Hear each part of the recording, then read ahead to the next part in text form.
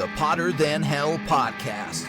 This is your last stop on the crazy train of hard rock and heavy metal. So sit back, buckle in, and hang on. Here we go.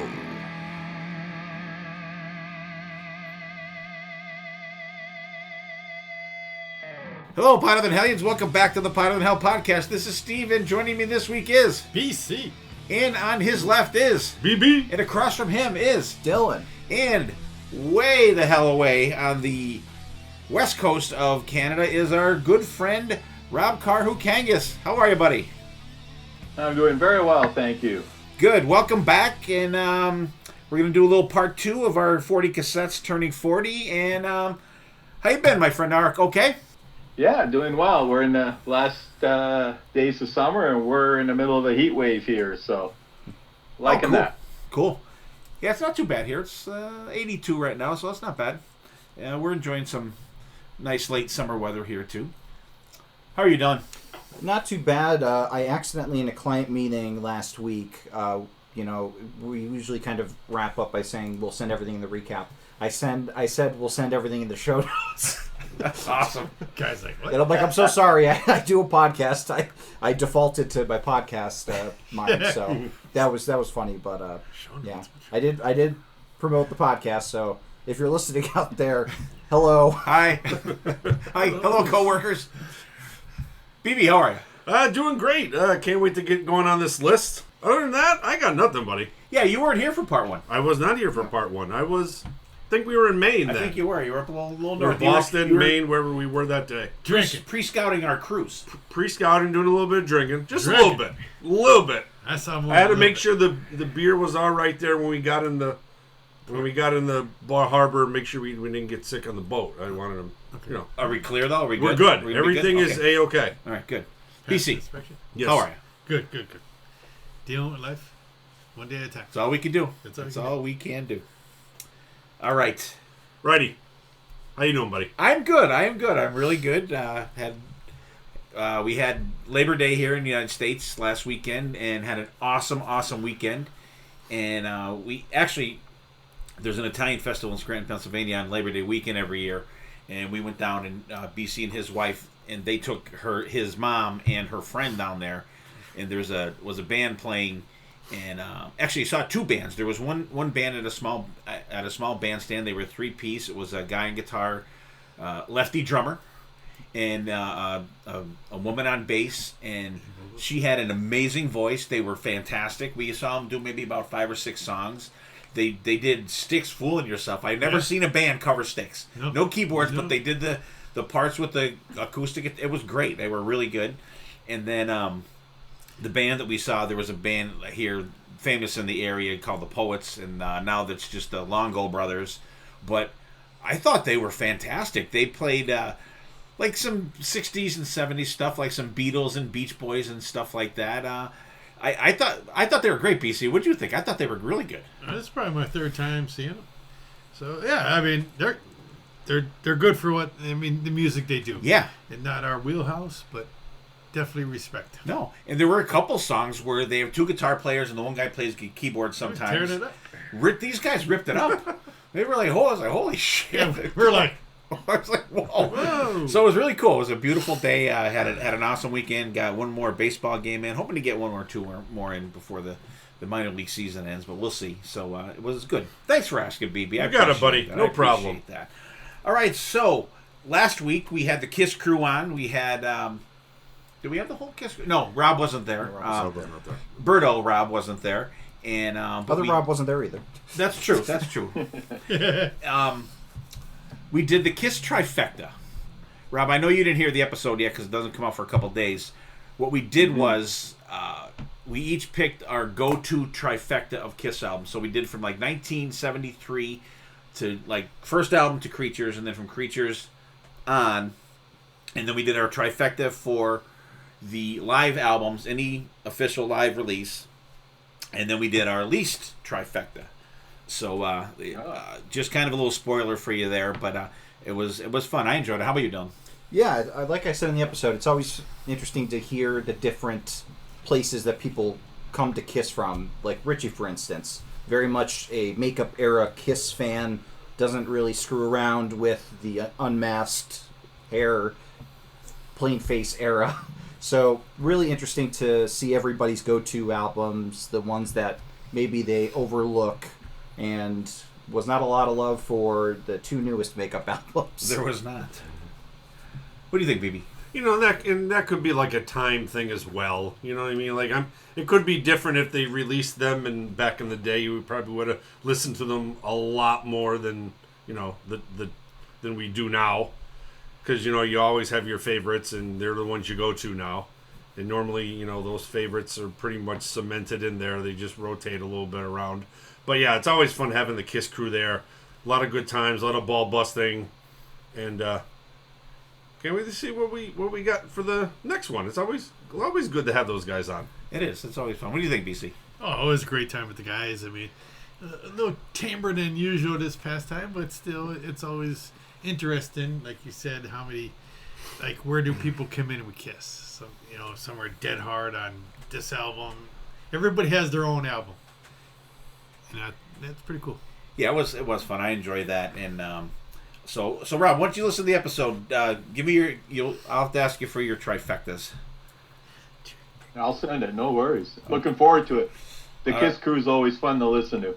Yeah, it's always good. I enjoy that with those guys. It's good. So we got one coming up in October, I think, maybe. So that'll be the next time we record with those guys.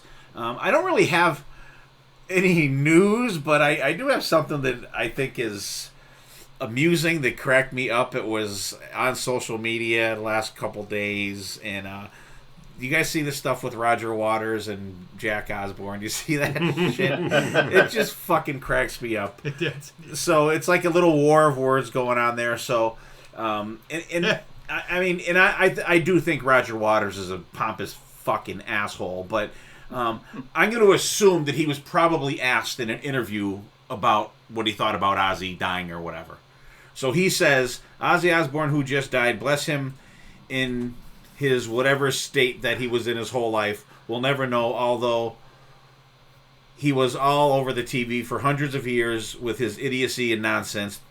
The music, I have no idea. I couldn't give a fuck. And then he said, I don't care about Black Sabbath. Never did. I have no interest in biting heads off chickens or whatever they do. I couldn't care less, So then Jack Osbourne shoots back, hey, Roger Waters, fuck you. How pathetic and out of touch you've become.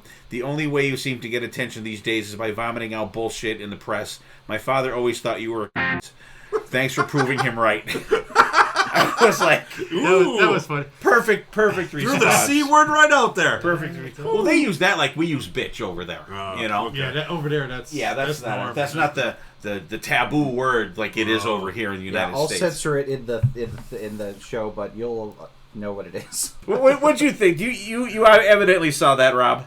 I did see it, yeah. And Roger Waters, he's been a crotchety old bastard ever since he was 25, I think. So he's gotten worse, and I don't think many of Ozzy's fans really care what he thinks about it. I still love Ozzy, still love the music. What'd you think, BB? Were you aware of this at all? Yeah, I did see it. I thought it was kind of funny, and I think Jack's response is spot on. And, maybe they're not in the same genre, but I'm sure that so many more people enjoy Black Sabbath than the Who, but the Who. I mean, Pink Floyd. Well, them too. Yeah, either one. Both of them. But yeah, I was never in the Pink Floyd, so I can give like Rob said, I give a rat's ass what he says anyway.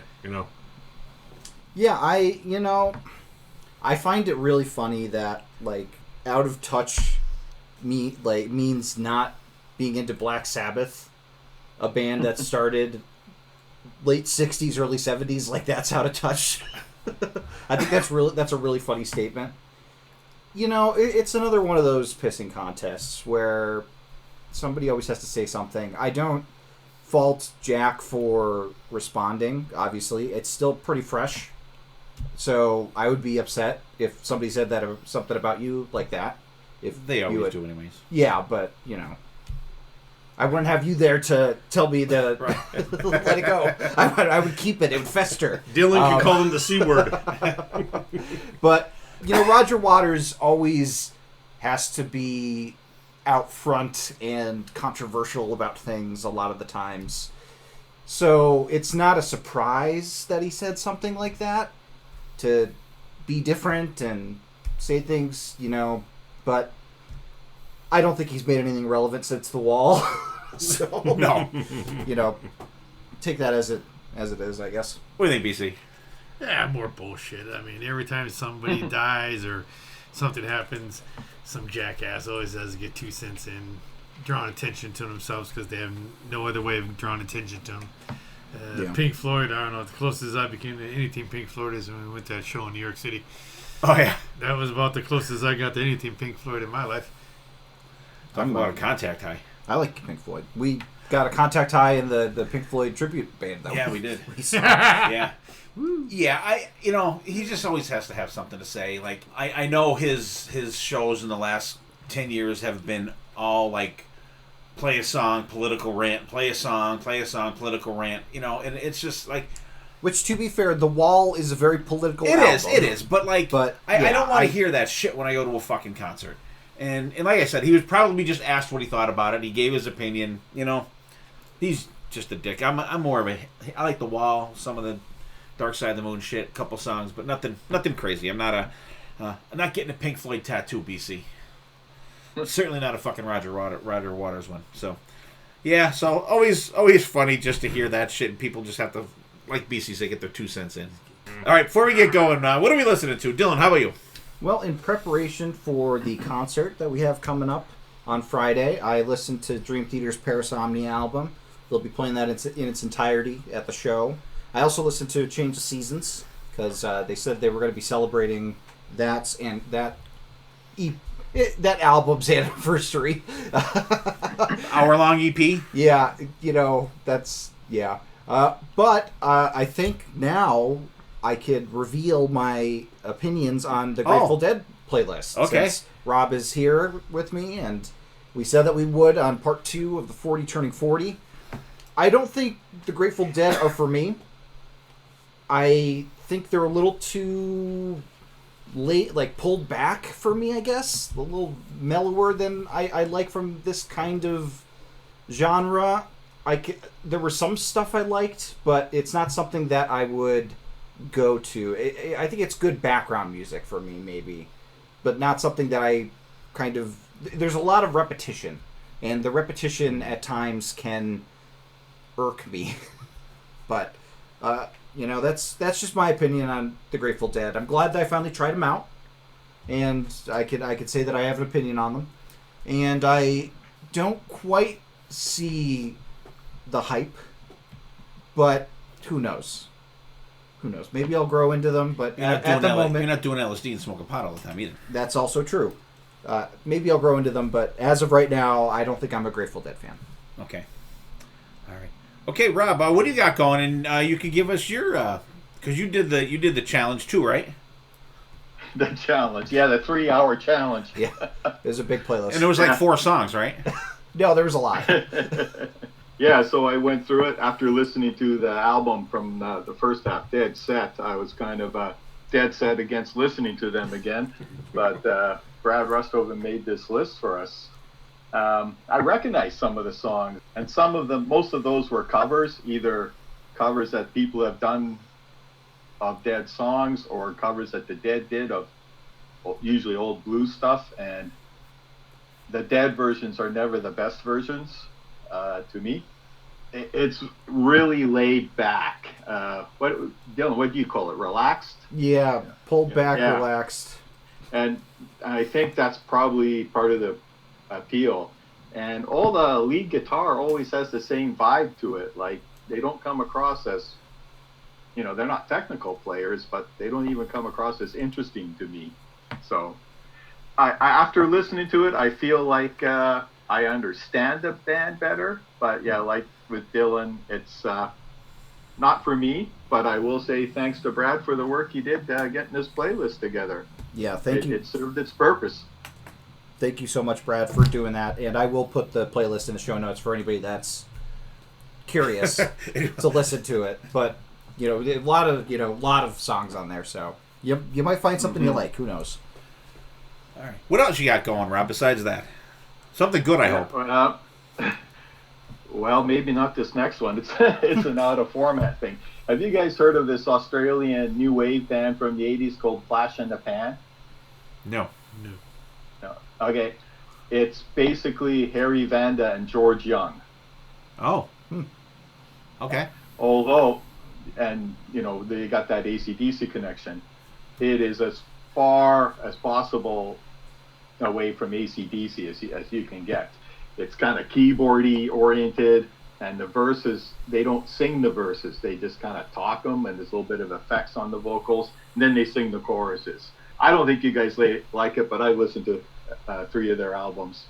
If you're going to check one thing out, check out the song A St. Peter, and you'll get an idea of what they're like, and you'll make it to the first chorus and say, that's enough for me, I'm sure. That's it. Well, a couple episodes ago, BC said he was listening to More Balls to Picasso, and I saw it, and I picked it up because I thought, well, if BC says it's good, it's probably good, and he was right. And got to have something in format for this section here. Can you tell my wife that? It's definitely meatier than the original, and I really like it. I even like the string arrangements or the orchestral stuff on Tears of the Dragon. So, yeah, pick it up if you haven't. Now, Rob, didn't Vanda and Young, didn't they have some kind of hit or something in Australia too? Right before they started producing AC/DC or something, right? Yeah, they were. It's Friday on My Mind by the Easy Beats. I think they were that. Okay. In that as well. But that was, I want to say that might be 60s, early 70s. I don't know. Yeah, I know it was before AC/DC. Okay. Yeah. All right, cool. Your wife's not a fan of Bruce Dickinson, More Balls to Picasso, BC? No. He said I was right. That part. No, there's no change in that. Nothing to do with the music. Okay. What do you got going since we got on you here? Me and Dylan are sabbatical. I started listening to some DT to freshen up. And other than that, last week I was working in the library quite a few days, so I just put the earbuds in and DT in it. I was playing everything. I played the newest and just a shuffle play. How about you, BB? I wanted to listen to something a little live the other night on the deck, so I whipped out Live Lightning from Babylon AD, released 2023. And it's a quick. I think it's like an hour album. Some great stuff on there. Hammer Swings Down, Bang Goes the Bells, of course. Sinking in the Sand, Saturday Night. Some good Babylon AD songs on there. So it's produced well. It sounds really great for a live album. Yeah, definitely check it out if you're in the Babylon AD. Good stuff on there. Didn't BC do that for a birthday album? That's right. I'm not 100% sure. It was downloaded on my phone, so I'm like, ooh, somebody must have mentioned it. But I don't remember BC's listening live to album. it. Yeah, I think it was. This was, because they have another one, Live in Your Face. That's good too, if you like that. It was this one? Live Lightning? No. Live Lightning was not. But Okay. Yeah. Oh, no. That's the one that just came out. Yeah, no, I picked that one. But if you... Oh, Live in Your Face. Live in Your Face is good too. Oh, okay. I knew there was a live one. It's a little bit more raw. Okay. And for me, I actually listened to the Dream Theater album the other night. I spun it on vinyl, and I got done, and I'm like, why am I going to this concert? Come on. No, it's good. I like it. It's like that one with the skull on it. It's like more accessible to me. Yeah. Distance Over Time. Yeah. Listen to that. And today is anniversary of Painkiller from Priest and Power Slave from Maiden, so I listened to both of those today. And then I had a little couple nights where it was a little cool to be out on the porch, so I came in, spun some vinyl. New Halloween album, Giants and Monsters, fucking excellent. The new War Kings album, Armageddon, excellent. New Tokyo Blade album, Time is the Fire, it's called. I don't have that on vinyl, but really, really good. So I got a little good mix there going. So that's what we got. Dylan has some Grateful Dead and some Dream Theater. Dream Theater for Rob and a band called Flash in the Pan with Vanda and Young. Checking out the Bruce Dickinson, More Balls to Picasso. BB's got a little Babylon AD Live Lightning. And for me, some Power Slave, some Painkiller, Halloween, War Kings, and Tokyo Blade. And also Dream Theater. All right, so let's get back into our list, 40 Cassettes Turning 40. Last time we left off, the number 21 was Bon Jovi, 7,800 degrees Fahrenheit. Thank you, Casey Kasem. Thank you, Casey Kasem. Dylan, it was nice of Dylan to calculate the Celsius. Well, what it was in Celsius. That was fun fact to learn. And a lot easier going by Fahrenheit than Celsius for sure on that one. And so I picked I spun the wheel today, and I did the order already, so we don't have to fuck around with it today. So we're going to start with number 20, and that BB comes up in the rotation. Yo! Now, it's not the snake now. You don't get 2 on the way back. Oh, man. All right, number 20 from Aerosmith. The album Done with Mirrors. The song Let the Music Do the Talking. This is a great album. A lot of, not a lot of like heavy rocking songs, but this one is for that album. There's some like a lot of mid-tempo stuff in this album, but it's good. It's a different good for me. The rocking bluesy swagger that they have on this one, great song. And it's a great album, very underlooked. Don't you call this like one of their comeback album in a way? I consider this their actual comeback album because it was the album that Joe Perry and Brad Whitford came back. And I'll give my thoughts on the album after, but I mean, most people consider Permanent Vacation to do that. And I'll when it's my turn to talk about it, I'll give my reasons why I think that. All right, number 19. No. Oh. You can talk about Aerosmith. Aerosmith, Don't Want Mirrors. It's only been a week. This is probably top 3 Aerosmith albums for me. To me, like BB said, it's just not necessarily all rockers, but just this album has such a good groove. I like it. This is, like I said, I agree with you. More of a comeback compared to Permanent Vacation. It's more that's their last hurrah before they go commercial. Rob, what do you think? Yeah, it's a great album. It's their 8th studio album, and it's only their 2nd that doesn't have a cover song on it. Rocks was the other one. There's a couple really cool songs like My Fist Your Face, Reason a Dog. Man, those make my playlist all the time.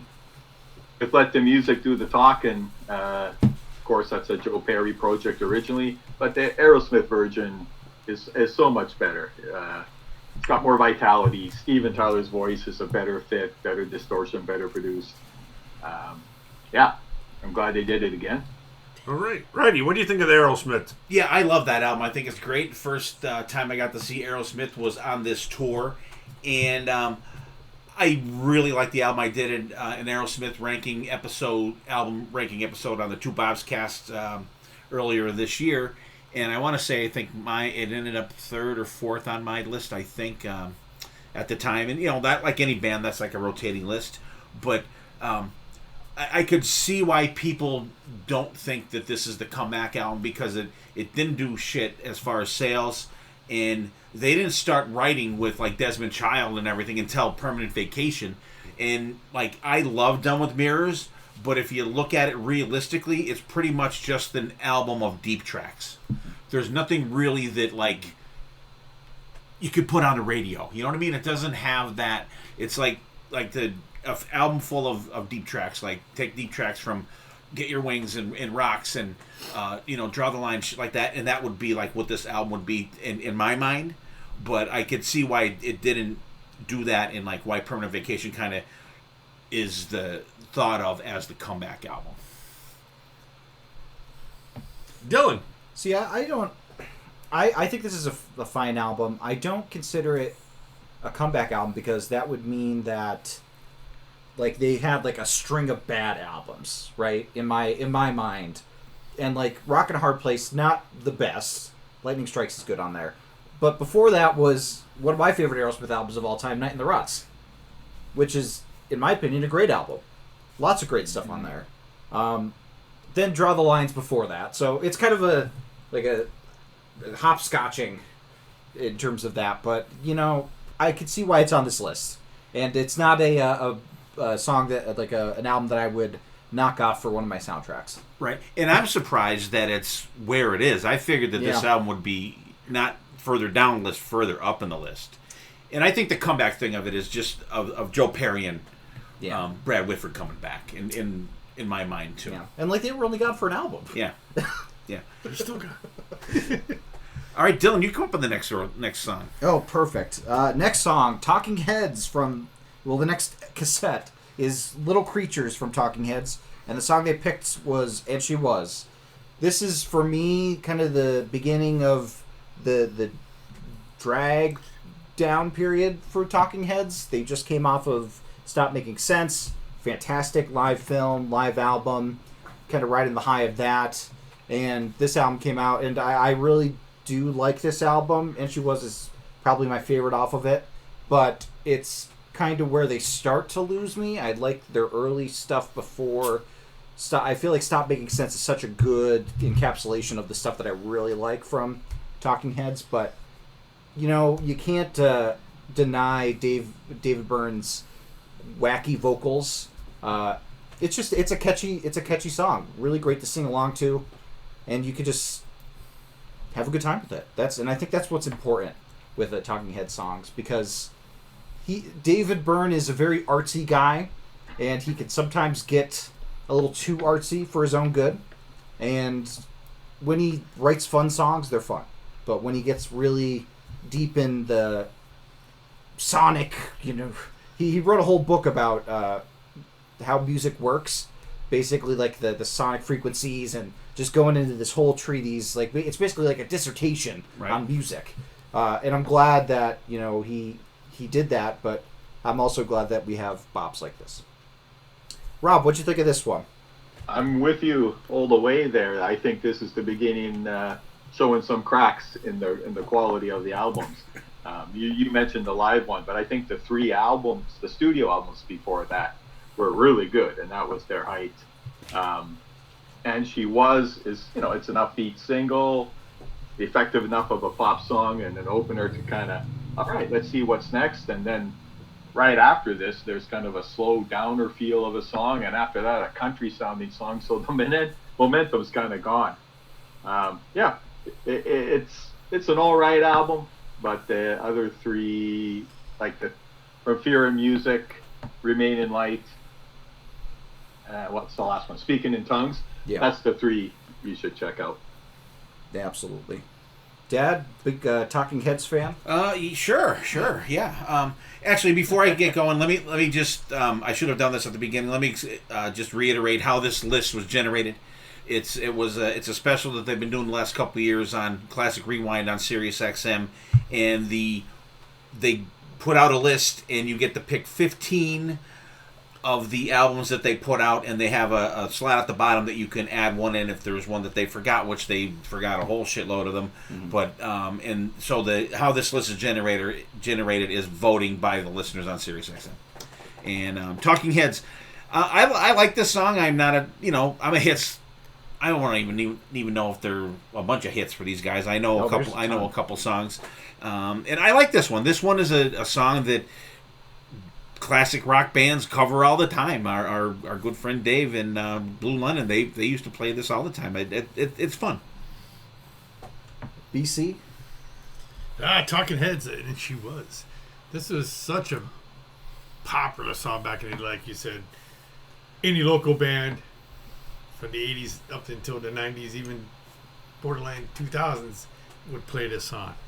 If you went to a bar, you saw these bands playing bunch. I mean, but Talking Heads were never really that main thing. But surprisingly, their hit songs are, you almost know every word because you probably lived through them to get to the good stuff. I know it's fun. It's a fun song. I listen to stuff like a lot of songs in this list is like I don't follow any of these bands, but I know these songs by like the back of my head. You're right. They're the videos you were watching, waiting to get to. Priest and Van Halen and everything. It was on the radio and shit. But no, I respect Talking Heads.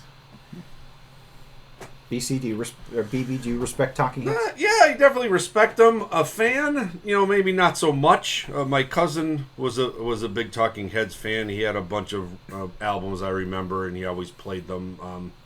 And I think like everybody else here at the table, I know the hits. They're always on the local radio station here. They're not bad. I just, it's just not my cup of tea. What I want to go for. These guys are just a little bit too late for me. But they're there for a reason. A lot of people, older than I, really enjoy them. I didn't say you're old, BC. I just said older. Older than you. I am. Rob loves them. You're seasoned, Rob. You're seasoned. All right, BC, you got the next track. All right. Stevie Ray Vaughan, From Soul to Soul. It's Sweet Little Sister. It's not. It's Or sweet. look at Little Sister. Look at I Little wrote Sister. down the wrong song. I wrote down the wrong It's song. Cry Little Sister, the song from Lost Boys. No. Cry Little Sister. But Stevie Ray Vaughan, I was much older probably when I really appreciated Stevie Ray Vaughan. Probably after high school, working third shift, and Stevie Ray Vaughan was on multiple times every single night. So I really grew to enjoy, especially this song. I mean, his style is unique. I don't know how to put in.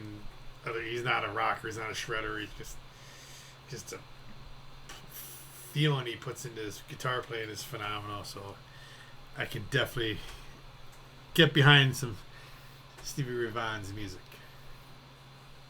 Dylan, what do you think? I thought that this one sounded very similar to Pride and Joy. And, I just a little bit. It has that... and a lot of blues does kind of blend together a little bit. But, I think I'm a fan of the first two Stevie Ray Vaughan albums, Couldn't Stand the Weather and Texas Flood. Those are the ones that I really know the most.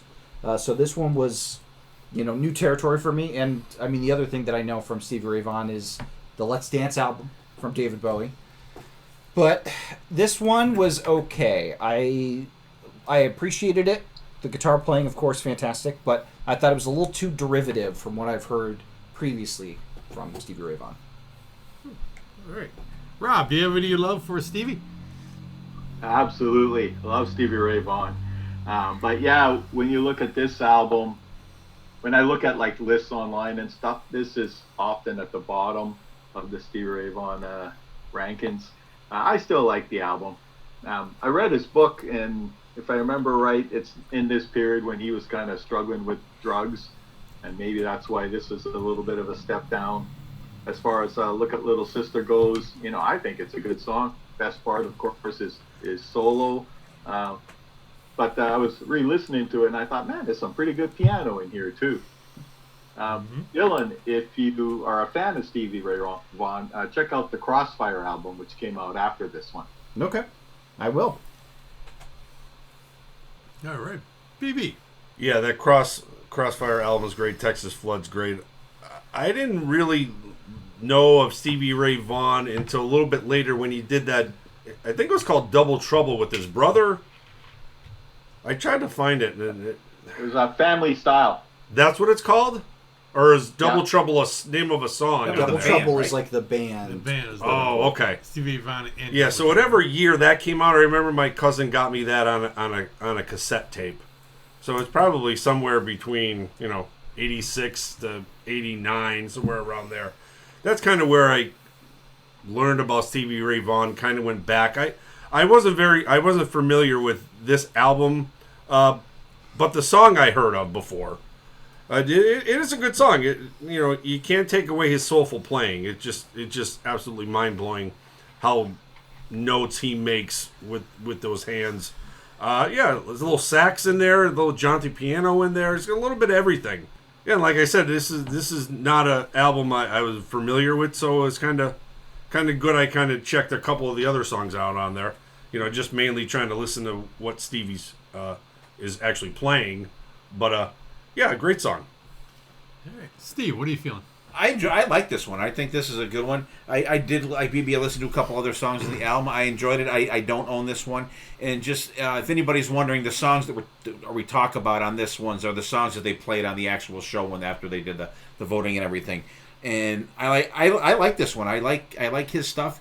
And he's just another one of those artists that like you hear something, I need to listen to more of that, but you just don't seem to get to them. Every now and then on if you're sliding around YouTube and stuff like that, when you click to the main page, video of his will come up every now and then and stuff like that. So I will always go to that when I do that, but I don't seem to delve in any further. But I would like to. I mean, it's fun. I love the blues stuff, and I think that listening to that, like dribs and drabs of that through the years, is kind of what got me listening to the Gary Moore blues stuff and the Joe Bonamassa stuff. It's very in that kind of vein, but the Stevie Ray Vaughan's got a little more of a southern tinge to it than like a southern blues than like a Gary Moore or Joe Bonamassa. But either one of those guys could do that as well.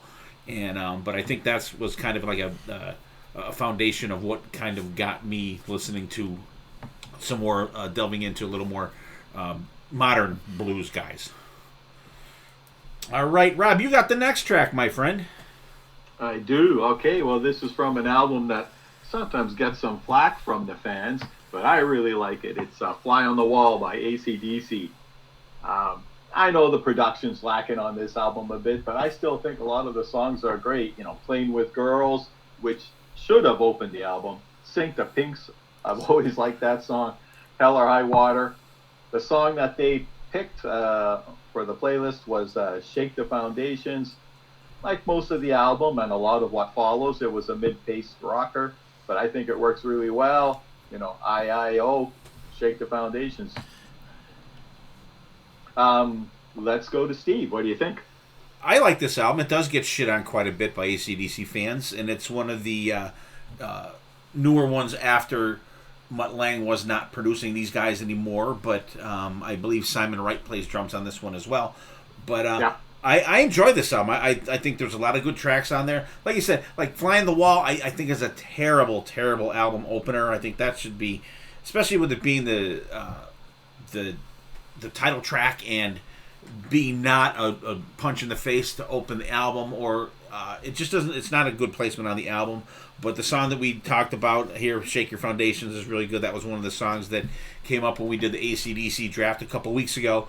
But I enjoy this one. Like Playing with Girls is great. There's some good stuff on here, and people shit on it. And I think kind of like with Flick of the Switch, people shit on it, and they just don't know it. But I think if they gave it a chance, they would be surprised at how many good songs there actually are on it.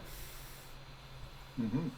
DB, does this album shake your foundation? Oh, you know it, buddy. I-I-O! Yeah, this is a great album, like Steve said. And I don't understand, because a lot of AC/DC's catalog, they pretty much sound the same in a way. So it's funny to hear, like, the fans, that shit on this album, when it pretty much, they don't veer off to unfamiliar territory. They stay their lane. They play what they want to play. They sound exactly how they have sound for years. And this is a great album. Like you already said, Sink the Pink is a great one. Danger I like. I think it's a solid AC/DC album that maybe it's just a time thing. Maybe 1985, all these other bands are kind of coming out, and the people are just kind of switching to something else, but I enjoy it. Mm-hmm. Yeah, and they put out like a 4 or 5 song video collection of this when they were all in a bar and stuff. Yeah. Did you see that, BC? No. It was like a little story. It was like a mini movie if you put them all together. Huh. It wasn't great. No, it wasn't. Interesting would probably be a way to put it. Yeah. What do you think of the album, BC? I was checked out of AC/DC probably when this came out, and because there's so much other stuff coming out at the time, it took many years later for me to go back. The album's growing on me. I mean, like I said, AC/DC is always pretty consistent. They really don't push the envelope, if the word I'm looking for, as far as album sound or anything. But yeah, I mean, And it's a funny thing. I was driving at work today, and this song came on Rock 107 today. I was like, it's a sign. But I mean, it's very catchy. Awesome. And But, Dylan. overall good. Yeah, this was one of my picks in the AC/DC draft, so I definitely like it. I think it's not a terrible album. I think it's an okay album for AC/DC. I like a lot of the songs on there, but I think that there's not a ton that stand the test of time compared to a lot of their other catalog. But obviously, they have a massive catalog, so there's going to be some stuff that doesn't quite match up. But I don't think it's the worst of the Brian Johnson era by any stretch. And it's one that I think deserves to be on this list, for sure. I think that's everyone. Yep. Did BB go? Yeah. Oh, okay. All right. He even sang it. Oh, that's true. right. That's Yeah. true. Thank you for your serenading. Man. You Yeah, didn't like it. You didn't hear me. No comment. I got track number 16, and it's from Pat Benatar. The album is Seven the Hard Way, and the song that they put out was Invincible. That was also on another soundtrack song, Dylan. Yeah. That was on the Legend of Billie Jean movie, and I like this song. This is one that I never turn off. I don't own this album or cassette. I never have. But as far as this song goes, Pat sounds great on it. It's a good, uplifting type song. It's fun. I like it, and this is one also that I can't. Every time I hear it, I see the movie. That last scene in there when she's walking on the beach and she goes up to the dude that assaulted her and stuff like that. So I enjoy it. What'd you think, Dylan? This is quintessential Pat Benatar. She makes you believe that you'll be invincible. Anytime I hear Pat Benatar, I never get bored. I never want to turn it off. I'm always riveted because she is such a good vocalist, and the music behind her is always fantastic.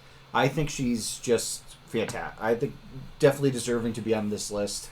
It is another soundtrack song, but it's an album that was also by the artist, so it wasn't the soundtrack album, so I can't quite knock it as I did with the Vision Quest soundtrack. But I am very happy that this song and this album that the song is part of made it onto the 40 Turning 40, because this song's an all-timer for sure. Okay. Rob. Yeah, I'm more of a hits guy with Pat Benatar, and I like, the earlier hard rock and stuff, but I love this song. I think it's a song that's a real good example of the chorus elevating the song, and it was pretty good to begin with. I was listening to it yesterday again, and I thought, geez, I could really see Paul Stanley singing this chorus.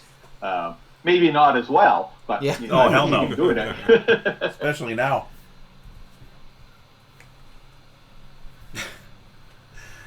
BB. Yeah, I was Pat Benatar.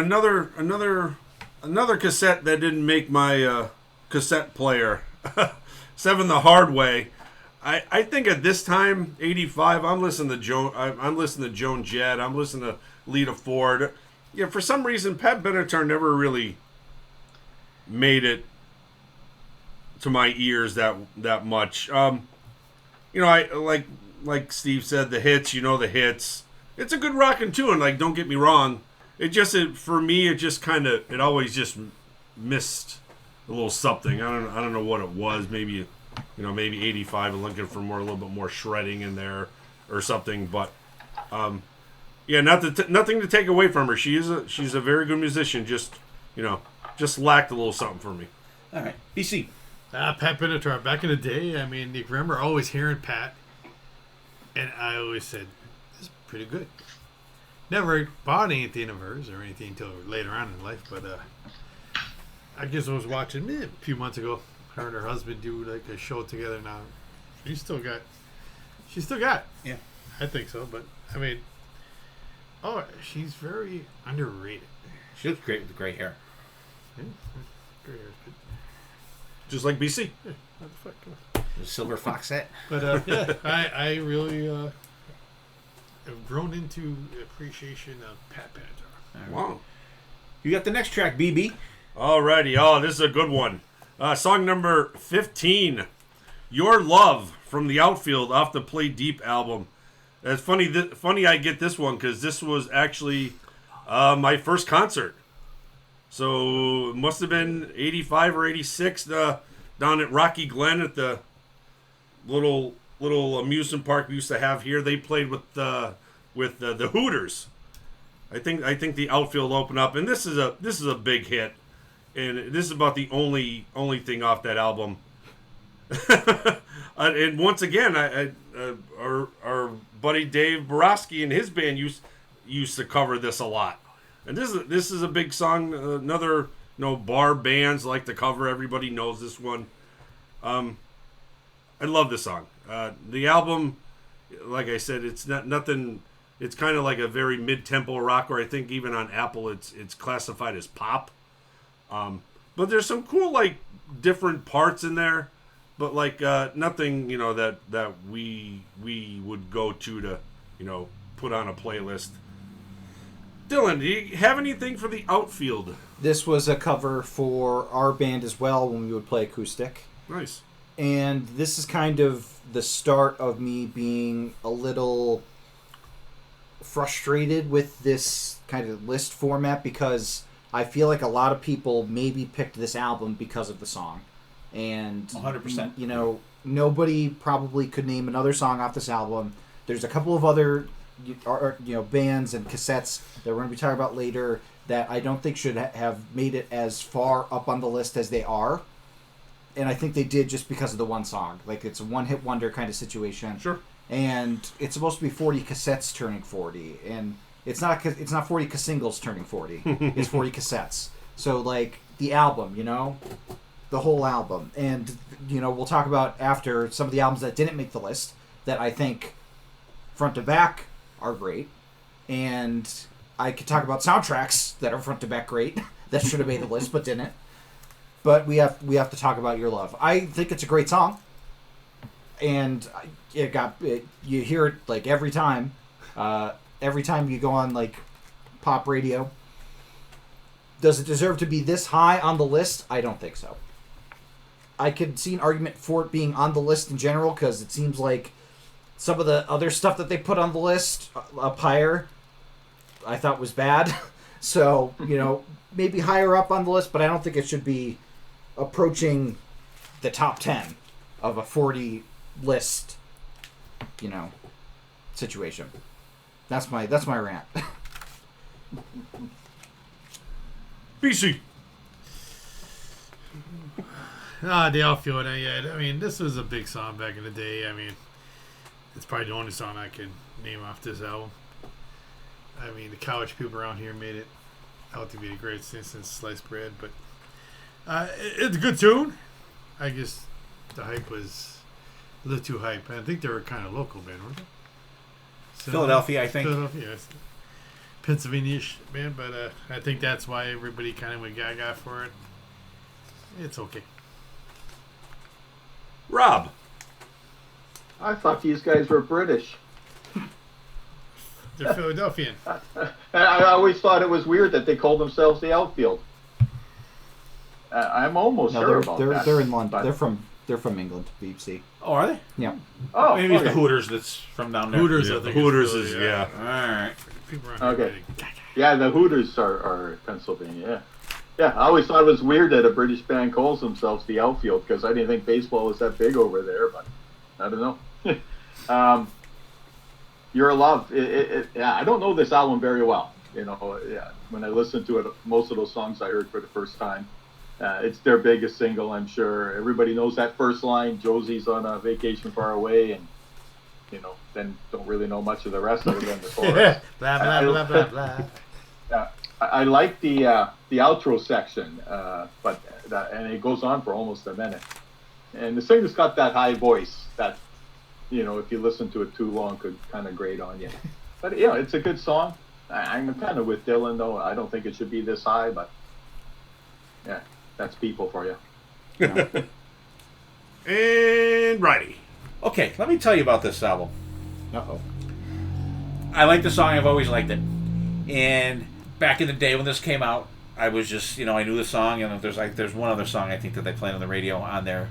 However, about a year ago, when I was sitting having too many beers and getting on Collect Go, buying fucking every record that fucking came on the thing, I came across this one, and I got it for a decent price because I was having more beers than I should have and buying shit that I didn't fucking need or want. However, so when I got it, I put it on. I think the album's fantastic. I was surprised at how much I actually liked this fucking album, because it was one of them that like I played it like side one. I'm like, okay. Side two, I'm like, okay, and boom, I immediately played it again, and that's, I don't do that often. I really enjoyed this one. I think it's great. Okay, I stand corrected. I feel bad now for going on the rant on using my rant on the outfield. No, I mean it's your opinion for sure, but but that's I'm surprised as well for that. Next track is for Dylan. Okay, we're going to Mike and the Mechanics, the album Silent Running, with All I Need Is a Miracle. This is the only song I've ever heard by Mike and the Mechanics, and I remember it mostly from the Princess Diana biopic, Spencer, that starred Kristen Stewart, and the movie ends with her driving off with young Harry and William, and they're singing it in the car as they're driving. And it's a very long scene. It goes the whole song. Oh, really? And it gets a little repetitive. And I think that's my opinion on the song, is it gets a little repetitive. I think it's a great song, but I think we sing "All I Need Is a Miracle, All I Need Is You." Like we sing it a couple too many times. We get it, Mike. We get it. You're throwing, all I need is... Yeah, could have gone back into the shop, boys. Rob, what do you think of Mike and the Mechanics? Yeah, so it's, I don't know if you mentioned it or not, but it's a side project from Mike Rutherford of Genesis, who I always thought was the least talented and least important part of that band.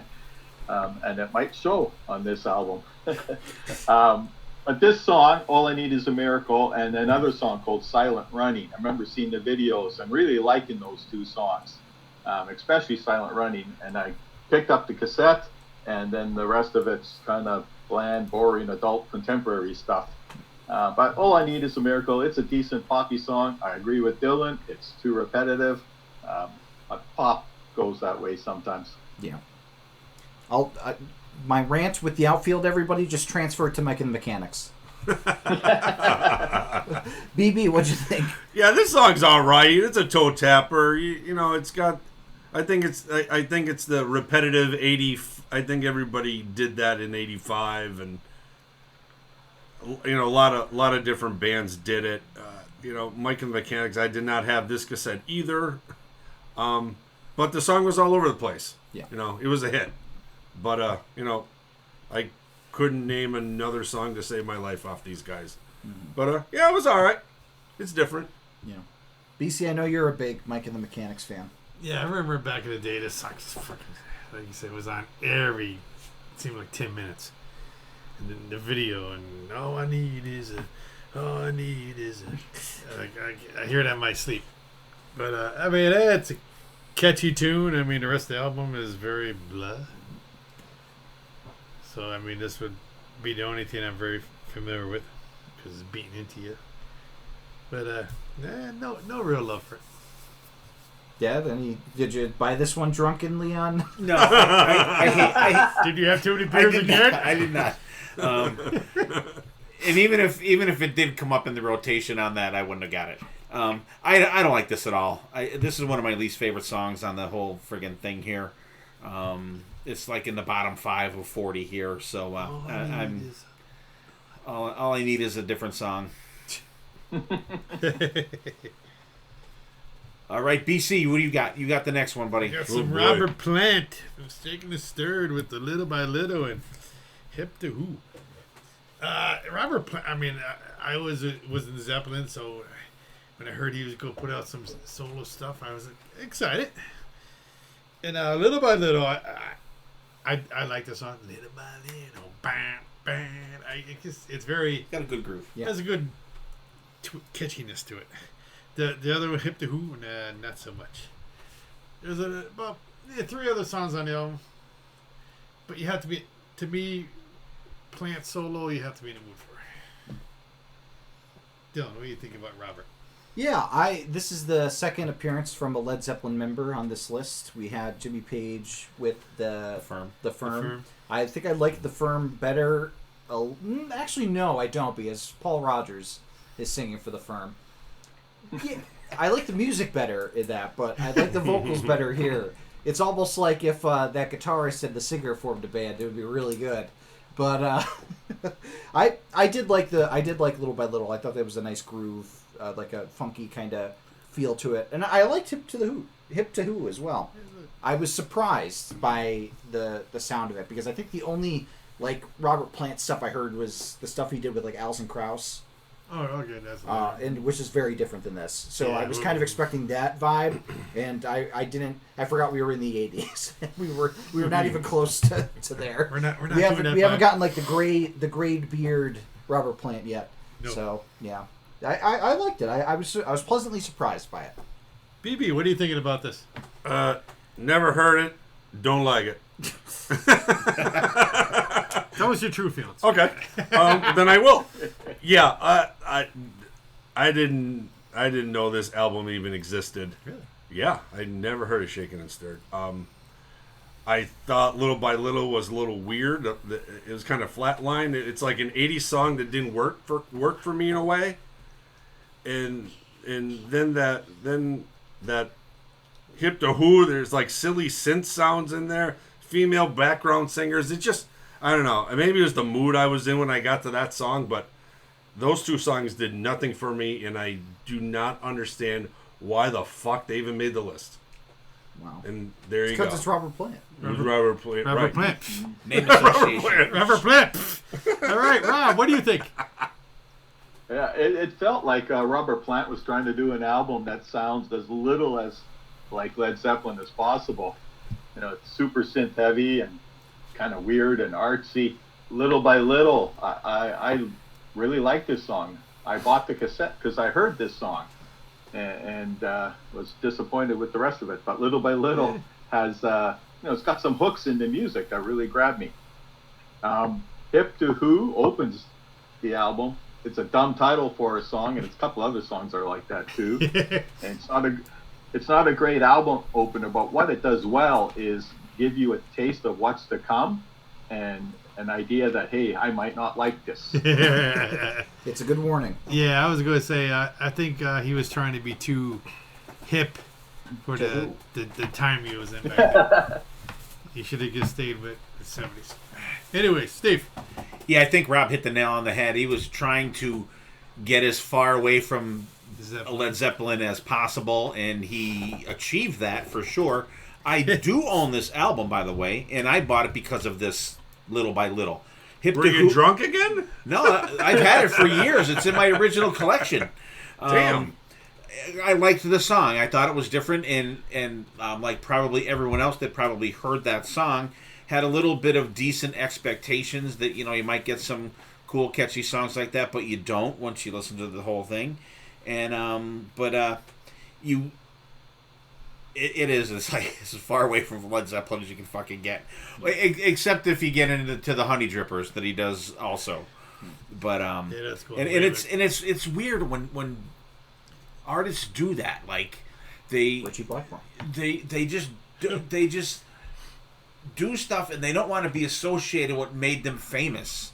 I don't know. I'm not famous, so I don't think know. it's a damned if you do, damned if you don't situation. Because if It you try to is. do, It They is. do something, they're going to say, "Oh, it sounds is. just oh, like." he's trying to Yeah. replace Jimmy Page. Yeah, What yeah, is this? yeah. I get that too. I do, but like, at least do something in the realm of what the fuck you did before. And you know what's interesting that I just noticed? This seemed like the year of the breakout on your own artist. Yeah, they because, leave the nest and do something on your own. You have guys. Robert Plant, you have Stevie Nicks, John Fogerty. The first episode we had Sting. We have a lot of kind of solo act Right. situations happening, and some of them work, and some of them don't. Yeah. All right, Rob, you got the next track, buddy. All right, I got number 12.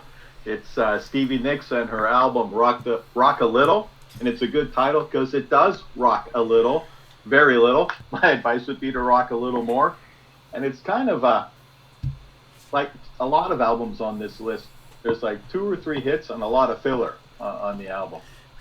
Talk to Me, it's kind of a mid-paced song. You've got a bit of a plodding verse. Doesn't quite pay off when chorus comes. Very 80s. Nothing really wrong with the song, but nothing that grabs me either. And the other song they picked was I Can't Wait, which kind of seemed like her attempt at a dance song, which I like better than Talk to Me. And it's actually got a pretty good guitar solo on it. But I prefer Fleetwood Mac to solo Stevie for the most part. But even them don't get on my playlist very much. BC. Stevie Nicks. I'm a fan of Stevie Nicks. I mean, I've caught her 3 times live. I mean, when it comes to, I'm the opposite you. I'm Stevie Nicks more than Fleetwood Mac. But Rock a Little, I think it's a victim of the time. Talk to Me. I don't mind the Talk to Me song. Like, I Can't Wait to me is her being, again, like Robert Plant was, trying to fit in the time instead of staying true to your roots. So that's the only thing in the album. Not her best work, but I blame the time. But I'm a Stevie fan, so I'm gonna stay behind her. Yeah, I think I like Fleetwood better. It's because I'm older than you. And I saw Stevie live once as well. She did a Storyteller tour, and Oh, really? she was horrible when telling her stories, but the music was good. She couldn't remember the stories. Yeah, she actually stopped one story and said, I can't remember where I was going with this. At least honesty. Yeah. Dylan, you're younger, so are you more of a Stevie fan than a Fleetwood Mac fan? I'm more of a Fleetwood Mac fan, and actually I'm more of a Christine McVie fan in terms of the female vocalists. I think she's so good. She's the underrated member of Fleetwood Mac. Just amazing. But we're not talking about Christine McVie, we're talking about Stevie Nicks. I like these songs. I think they're fun. I don't mind her going off of the beaten path with them because, if anything, Fleetwood Mac took from Buckingham Nicks when they absorbed them. So, I feel like she has a good claim to stake of I want to try something different because she's been doing that for so long. And she has some really good solo stuff. Of course, Edge of 17, Gypsy, lots of really good stuff. And I liked this as well. And I think I could see why it's on the list. I maybe wouldn't have put it as high as it is, maybe. But I think it's kind of the name recognition, perhaps, that it's as high as it is. But I didn't mind the songs. I thought they were good. All right. And Steve, do you have this one in your collection? I do not. I am more of a Fleetwood Mac guy than Stevie Nicks, but I like with both bands. I'm pretty much the hits. I couldn't name a deep track from either one of them. And I know Rob's probably a Peter Green. Yeah. Fleetwood Mac fan. Yeah. So ain't that old? Yeah. I like these songs. I think they're cool. They're ones that when they come on, I don't switch them off. She's got she has a haunting voice. Yeah. I think. And I really like the way she sings sometimes. And both songs, Talk to Me, I Can't Wait. I enjoy them both. I don't turn them off. All right. Well, I can't wait to hear what BB has to say about Talk to Me. No, I was familiar with Talk to Me. I believe my wife had this CD when we first started dating. She was in a Stevie Nicks little fan, listening to thing. Got the scarves in it. Yeah, she's walking around with scarves on her. I didn't know what she had. Some doves on her shoulder. It was crazy. But yeah, these were But yeah, these songs are good, and it's it still has that Stevie Nicks classic, sound sprinkled in there. Then you're getting like one song had saxophone in there.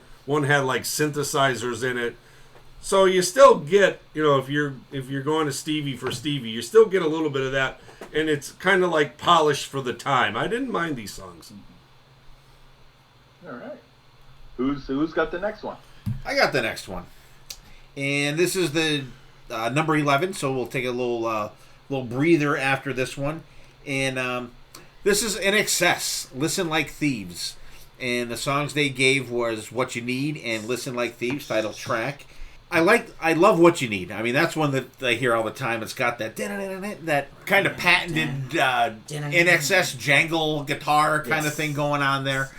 I like it. Listen Like Thieves. It's okay. You have the Kick album that I think is their big one, but there's not really much else on this album that I know or care to know. But like even the title track, Listen Like Thieves is okay, but like What You Need is really good. So Dylan, what about you? I of course, What You Need is the song that I knew, and I like it quite a bit. Listen Like Thieves, I wasn't as big a fan of, and it gives me some fear for how the rest of the album is, if like that was the kind of next best song. So again, it just makes me wonder why it's up as high as it is. I know In Excess was huge when they were out, thanks to the Kick album. And of course, then they were revitalized by the Rockstar In Excess, docu-series, reality show. But again, it's a situation where I want to know people's mindset of why they voted for this. So was it because they remembered the one song? Do they actually like the whole album?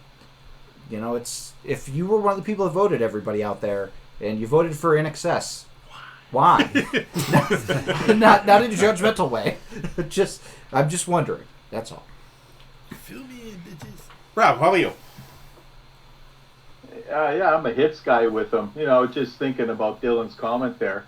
Maybe people were voting In Excess because of all the bigger hits they had after this, and they didn't remember what album they were even on and stuff. Yeah. Who knows? What You Need?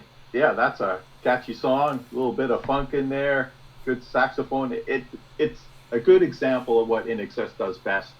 And Listen Like Thieves, it's all right. Not as hooky. And, my note is here. I don't remember hearing this one on the radio, so wonder why they even picked this song. BC. In Excess. I mean, I remember I want nothing to do with these guys back in the day. I was like anti-fucking that music. It was fucking But throughout the years, I find myself, again, this song's beating down your throat. And then there were some documentaries on, I can't think of his name. Michael Hutchins. Thank you. And I watched him a few times. I mean, it's very interesting. And then the Rockstar Show. Then the Rockstar Show came out, and then I think that put new breath into the songs. But and with that new guy, I mean, I can see where. I think it's more of a popularity thing that they're this high. That's just my 2 cents. BB.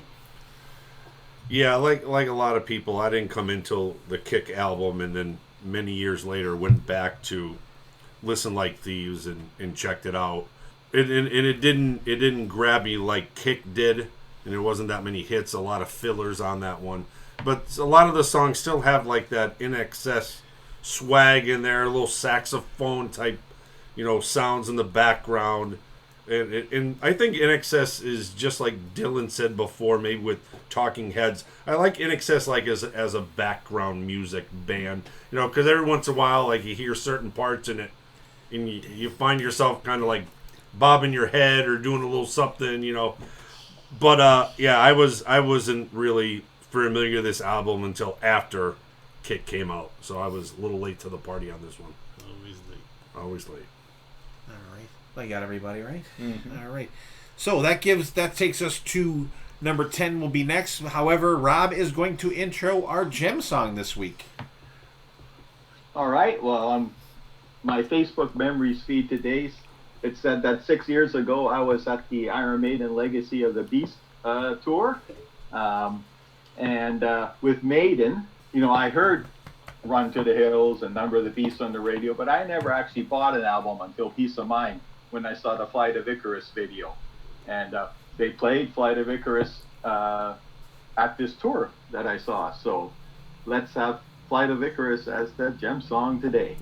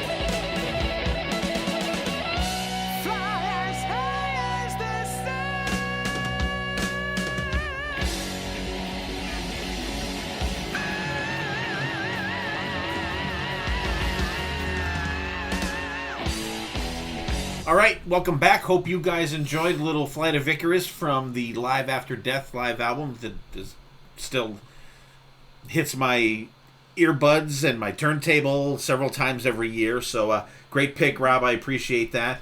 And speaking of Rob, Rob's going to do number 10. Oh, okay. Well, number 10 is John Fogerty's Center Field album. I always thought this was Fogerty's first solo album, but he had a couple in the 70s that I kind of didn't know about. And this was also the album where the record company that owned the Creedence Clearwater Revival catalog sued John Fogerty for plagiarism. So basically, John Fogerty sued himself. One of the weird stories. As for the album itself, it does sound like CCR. And it makes you think that Fogerty and CCR were like from Louisiana or Florida or something, but they were actually from California.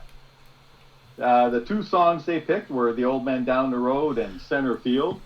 And I know of two songs about baseball, and I'm not going to count the Ramones' Beat on the Brat, because it goes beat on the brat with a baseball bat. That's different. But the two songs are this one, Center Field, and Springsteen's Glory Days, and I like this one better. It's a summer song. It's about baseball. Like, what else don't you like about it? The Old Man Down the Road, you instantly hear the swamp in that guitar line that starts, and I guess you can see why John sued himself over it. And the video, I don't know if you remember the video, it's kind of a boring video. The camera followed the guitar cord from the amp through the swamp, for the whole video until it finally ends up in his guitar on a porch on this cabin or something like that. I am the old man, but who's the next oldest here? Is that you, Steve? That's what me. What do you think of Old Man Down the Road? That's me. I like it. These two songs were on the radio all the time back when this was out.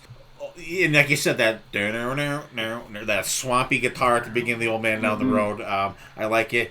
Center Field, you cannot go to a baseball game and not hear that.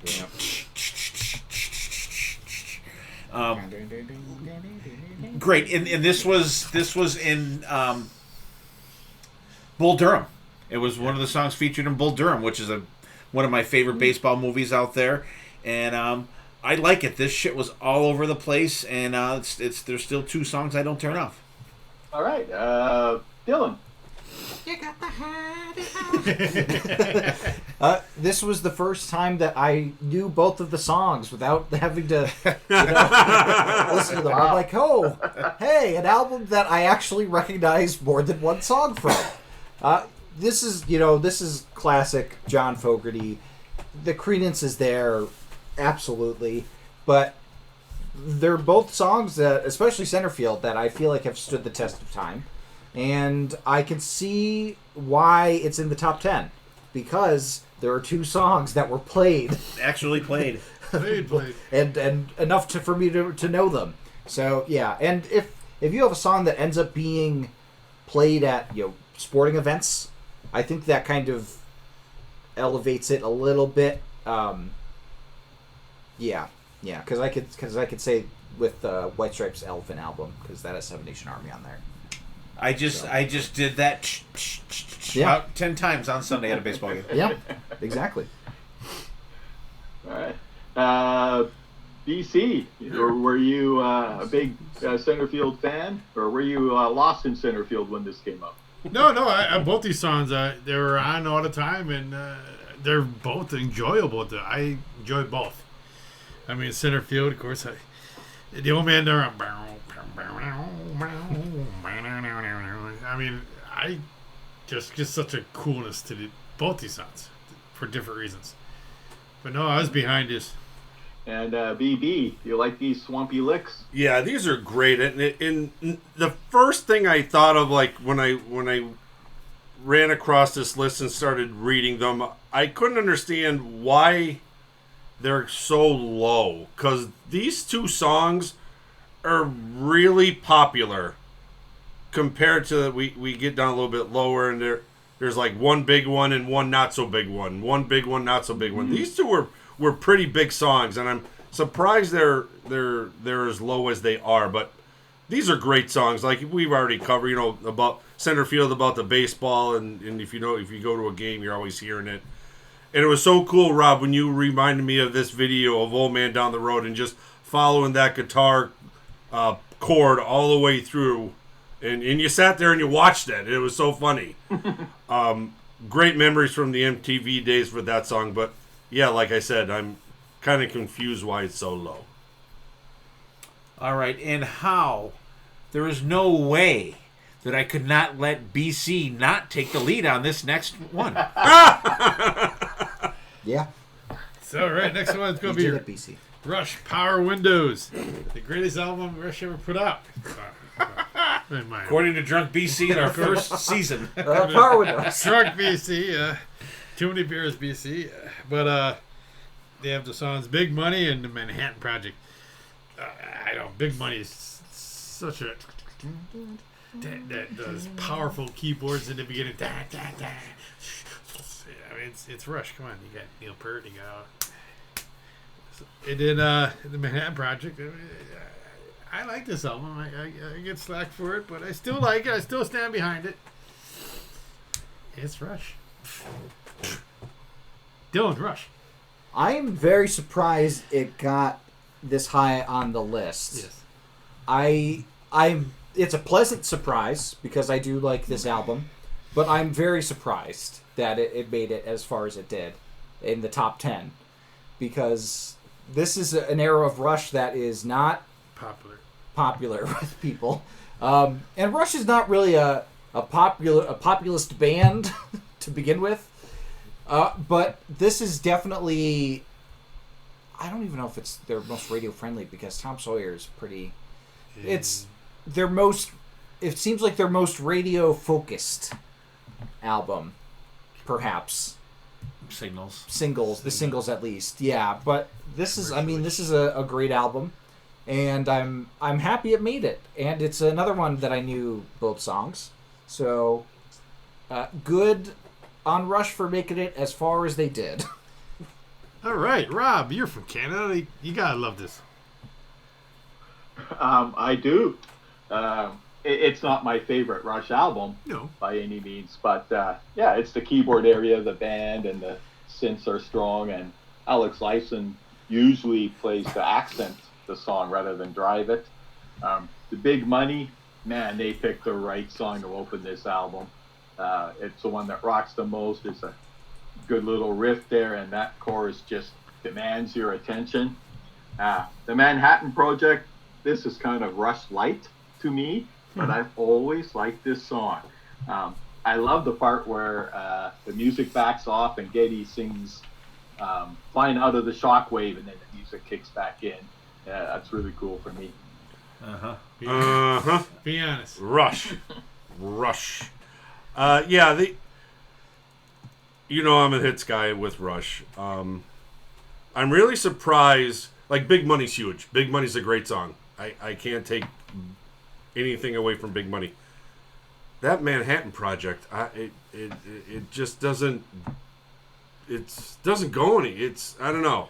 Like, compared to Big Money, you're like, holy fuck, Big Money's a great song. I'm just picturing you going up to Robert Oppenheimer and being like, that Manhattan Project, it's not going anywhere. Man, oh man, like, what were you thinking? Give it up. Give it up, man. Why can't you do, like, Big Money songs? Instead of Einstein, Acosta bits. Yeah. And this is another one, like, I understand it's Rush, but, if there was another song to piggyback as good as Big Money, I understand where it is, but, pulling Manhattan Project in there, it kind of brought it just down for me. Alrighty. Steve. All right. I'll give it a BC. Rush. Big Money, fantastic song. Great, like Rob said.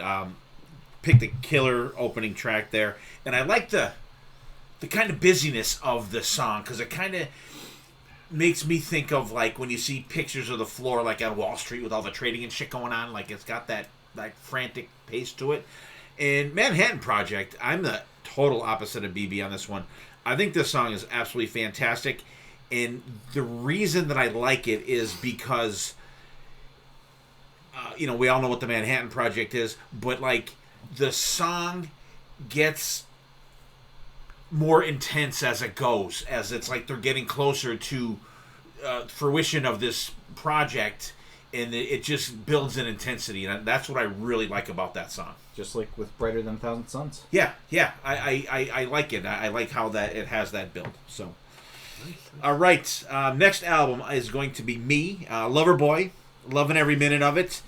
This was another one that was all over the place. This one, and back to Rush real quick. I agree with Dylan. I figured this one would be further up in the list because there's really not another song. I mean, Manhattan Project is great. I love it, but it's not one that I don't think I've ever heard it on the radio. But Loverboy, loving every minute of it. I love almost every minute of it. There's a couple duds on the album, but it's a good album. Dangerous, that was all over the place. Saw these guys live. They were great. Loving every minute of it. the like just that groove of the song. I've always enjoyed Loverboy, and even some of their lesser known albums. There's some really good stuff on there. So, what do you think, Dylan? This is another one that I understand why it's as high as it is. Loverboy was massive in the 80s. Again, these are two songs that I knew. So far, the top 10, I agree with. Well, I could get behind why they're in the top 10, I'll say. Not necessarily their placement or things like that, but I think these are two really good songs. And they're both kind of different from each other, which I enjoy. Like, they're not the same song twice. Like, Lovin' Every Minute of it has just a good kind of groove to it, and Dangerous is more the upbeat kind of rocker. So I am on board with it being in the top 10. Rob, another band from Canada for you, 2 in a row. That's right. And, well, they formed in Calgary, but very quickly moved to Vancouver. There you and go. They've been based out of here ever since. And their very first show that they ever did was opening up for Kiss. And I think it was the Dynasty Tour. Really? Yeah. Loving every minute of it, the song. I kind of think it's got kind of a basic caveman riff and chorus to it. It was written by Mutt Lange. And I remember hearing an interview with Paul Dean, the guitarist, saying that they were on the phone with Mutt Lange in the studio, and Mutt Lange was singing the melody to them as they were trying to record it. And I'm not sure, but it might have been, I think Stephen Michael interviewed Paul Dean on one of their shows. But, that was a few years ago, so I think that's when it was. Dangerous is the better song to me. It's got more of that classic Loverboy sound, mixing guitars and keyboards, and a much better solo from Paul Dean. I was actually kind of surprised this one hit top 10. But then I saw that it had that ballad, This Could Be the Night, that was pretty huge. So maybe that's why. Because this album actually was a dip in sales from the previous albums. BC. Loverboy, loving every minute of it. I mean, we saw these guys a few times throughout the years. I mean, even back in the 80s, you weren't a diehard fan of these guys, but I always enjoyed all their music. This album, I mean, loved every minute. Loved every minute of it. It has that deepness to it. Of course, Dangerous is more what we go to Loverboy for. They had the big ballad on this album.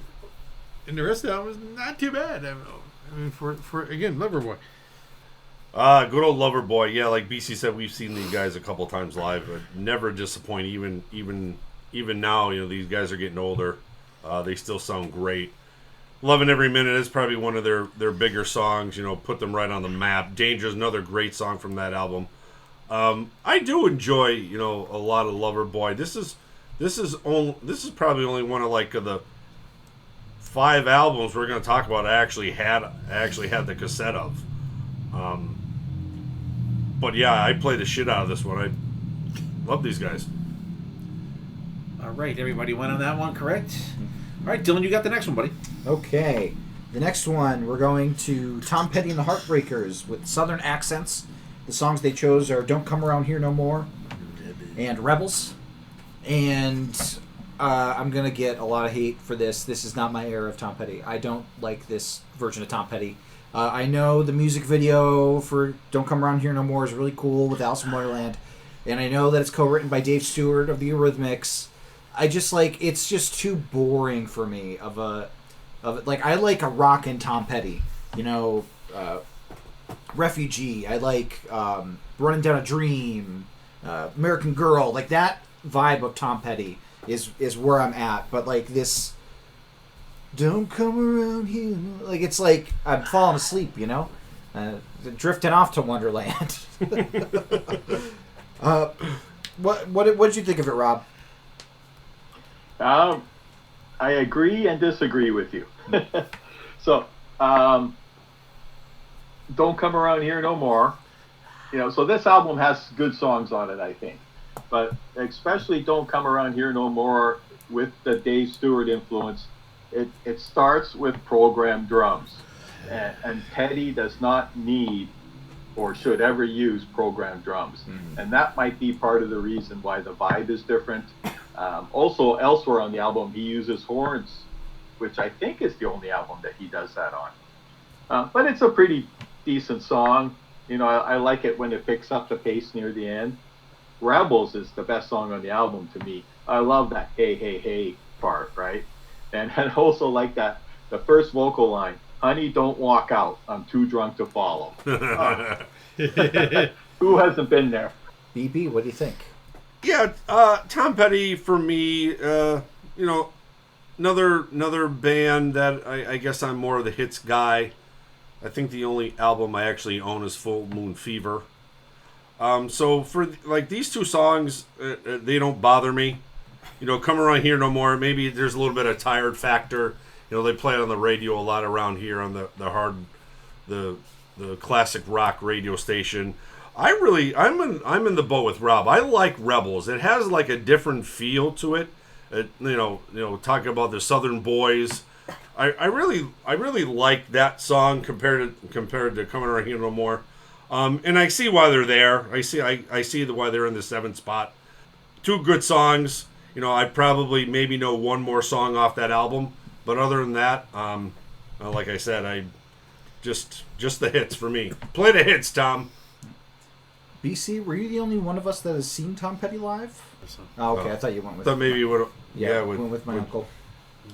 Okay, he didn't take you along. Okay. One regret I never got to see Tom Petty. Yeah, that's a heartbreaker. What'd you think of this album? I don't mind. I mean, I agree with you. If I'm going for Tom Petty, I want to be a little bit upbeater Tom Petty. Yeah. But I still appreciate this Tom Petty. I mean, this album wasn't too bad back the day. There's a few songs I'm a closet fan of the best of everything for some reason. I don't know why, but I like enjoy listening to that. But it's Tom Petty. I mean, you gotta give it up to him. Mm-hmm. And Dad, I know that you're a big fan of the music video, at least. Yeah, the video's cool, but I'm with you and BC on this one. It's not what I go to Tom Petty for. Rebels is good. You don't come around here two more. That's kind of a snoozer of a song, but it's okay. I'm not. You know, I don't vibe with this one either. But because there's really nothing else on this album that is even halfway decent. I don't think it's the mellow Tom Petty. And I want that a little more, like Dylan said. Rockin' Petty. All right, so BB, you get the next song. BB gets ZZ. Yeah, song or spot number 6, I'll call it, from ZZ Top, off the Afterburner album. For some reason, they picked Rough Boy. It's a good ZZ Top ballad, I'll say. You know, this is a tough album coming off of Eliminator. You know, they're with Legs and that on there. But there's so many better songs on. There's Velcro Fly on Afterburner. There's I think that it opens up with Sleeping Bag, which was, I think it was the soundtrack song from somewhere. Yeah, I'm really surprised they picked this one, because I didn't think this really showcases, you know, ZZ Top. Like, put Velcro Fly there. That has a kick to it. That has some the southern, you know, swag that they bring to songs. Rough Boy may be the oddest song that they ever released in the 80s, because they're not really a ballad band. Yeah. But it could have been one of those, the producer wants a ballad, you got to do a ballad. You know, so, everybody was then. You know, so they threw that out there. So I'm kind of surprised it's so high. You know, this is one of them. I'm very surprised that it's above John Fogerty. Like, yeah. But Rob, any love for ZZ Top? Oh yeah, I love the Top. This album is definitely Eliminator Part 2. You know, Eliminator got huge with some of the program stuff and synths, and they did even more on this one. But overall, I like this album. Eliminator's got the burnout factor, and this one doesn't. And, good point. You know, I think BB, you're right. There's so many other good songs on here. Velcro Fly and Woke Up with Wood and Lap of Luxury. Those all great songs. Sleeping Bag, right at the beginning, you can hear the programming, so you know the band didn't go back to the blues, but it's got guitar on it. It's still good. Rough Boy, ZZ Top shouldn't really be doing ballads, but this one really works for me. I like Billy's kind of hoarse singing, and he's got a great solo on it. In fact, I like Billy's playing on the entire album. I actually saw this tour. Oh, nice. All right, Wright boy. Any love for Rough Boy? No, boy. It's okay. I own this album as well. And you're right, Rob. There's definitely a burnout factor on Eliminator, but that's like AC/DC trying to follow up Back in Black. In that kind of vein. Mm-hmm. It's just not gonna happen. It's good. I like it. I don't think that it needs to be number 6. That's for damn sure. I'm thinking high 30s maybe, but that's what I got. Dylan. I like the album cover. I like the drums. I like the drums. This much like with Tom Petty, this isn't the vibe I go to for ZZ Top. I'm Tres Hombres, Fandango, like that. That's the the good old Southern blues, rocking at the honky tonk kind of situation. I don't go for ballad ZZ Top, right. Program ZZ Top. Even Legs, I think, is like a little pushing it for me. I don't know. I just it doesn't. I don't like that vibe from them. I don't know. I like them a little down south. You like them just the power trio. Yeah. Not the power trio with the keyboard guy doing. Yeah. So like the bus ride to Chicago. All right. Yeah. Maybe it's Billy Gibbons and he's doing the Geddy Lee of Yeah. All right, BC. Yeah, this is ZZ Top. Rough Boy is definitely a good title for a song because this sounds rough. I mean, the album's not that bad. I mean, there's other tracks on the album that should have been other than this song. I don't know, it's very blah, very just no energy, no nothing in the song. They could have did, even Sleeping Bag, Can't Stop Rocking. Anything other than this. Can't Stop Rocking was in Teenage Mutant Ninja Turtles 3. Was it? Turtles in Time. Yeah. Need to go back to Hellraisers and Beer Drinkers. Yeah. Tres Hombres. That's what I'm saying. That's right. There you go. That song's fucking great. Alrighty. All right, we're busting into the top 5. Rob, bring us in with number 5. All right, I got the self-titled album from Heart. Now, I got to tell you, Heart was formed in Seattle, but they moved to Vancouver where they recorded their first album, and they, got their career going, and then they got the hell out. But, this album, a definite 80s album, produced by Ron Nevison, and lots of outside writers, which the band apparently didn't like, but it made them a ton of money. The 2 songs they picked were What About Love and These Dreams. These Dreams is a softer song, I know, but I've always liked it, and maybe the video was an influence there. Wikipedia says that These Dreams was actually written for Stevie Nicks' Rock a Little album. She turned it down. It became a number 1 hit for Heart. What About Love was actually written by 2 people from a Canadian band called Toronto, and Jim Vallance, who has written with Bryan Adams a lot. And Toronto is a lot like Heart, and they got a female singer and a female guitarist. And they recorded it for their 82 album, Get It on Credit, but it never made the album. But once Heart made it big, it showed up in the reissues as a bonus track. I can imagine. Yeah. Steve, do you hate the album, or do you have a heart on for it? I got that heart thing going there. Yeah, I like both. I kind of like both eras. If you want to just call the 2 eras of Heart, the classic one, Barracuda and Magic Man, all that shit.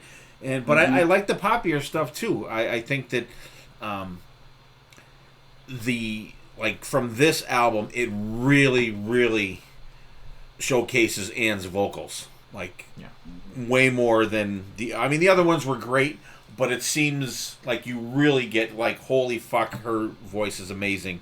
Produced by Ron Nevison, and this was one of the things that Paul Stanley was hoping to achieve, like status wise, with the poppy stuff with Ron Nevison. But I like this one. These Dreams is great. The videos, like you said, are just damn. And What About Love? Great, two great tracks. And I believe this is an album that belongs up where it is. Or cassette. And BB, you must have heard these songs. Oh, 100%. Yeah, these two songs were all over the place. And I think this is probably a good one that really got the sisters on the radio. These Dreams and What About Love. Ann Wilson's voice is just so fucking good on this whole album. And then her sister Nancy playing on it. It's just a great 1-2 combination. And God love them. They just played a couple of days ago up in Bethel Woods. I saw a couple of videos that I knew people. What's that? Which version? Well, it was. No, they're back. Are they back together? The sisters, Yes. Oh, yeah, they're back. the sisters they're were there. Oh, Yeah. good. Okay. They just played the Kirby song. Ann 2 wasn't months in a ago. wheelchair, so that was good. She was actually standing. That's great. Oh, good. And they still, and Ann's not trying to be Ann from 1985. She's not hitting those high notes, Staying but in her she's lane. still, she knows where she can go with her vocals. Yeah. I thought they sounded great. Nancy played, when you're playing guitar, and she still moves pretty good. The videos I saw was great, but yeah, this is a great album. Well, Dylan Ann is definitely a good vocalist, but it's Nancy who sings on These Dreams. What do you think of that one? I think she also sounds great. Those Wilson sisters have something going. It almost feels like with Early Heart, the vocals were made to fit the music, whereas this version of Heart, the music was made to fit the vocals. Where they realized, okay, we got a really good thing going in that front. We want to showcase it, and especially in the 80s, like pop people, it's like the vocal is kind of the part that a lot of people go to. So I could absolutely understand them emphasizing that a little more. And I think these are both great songs. This is definitely a cassette that deserves to be in the spot that it's in. And I have no negative things to say about Heart. They are fantastic. Nice. The early Heart was definitely influenced by Led Zeppelin, but you don't see Zeppelin in this. Which era do you prefer, BC?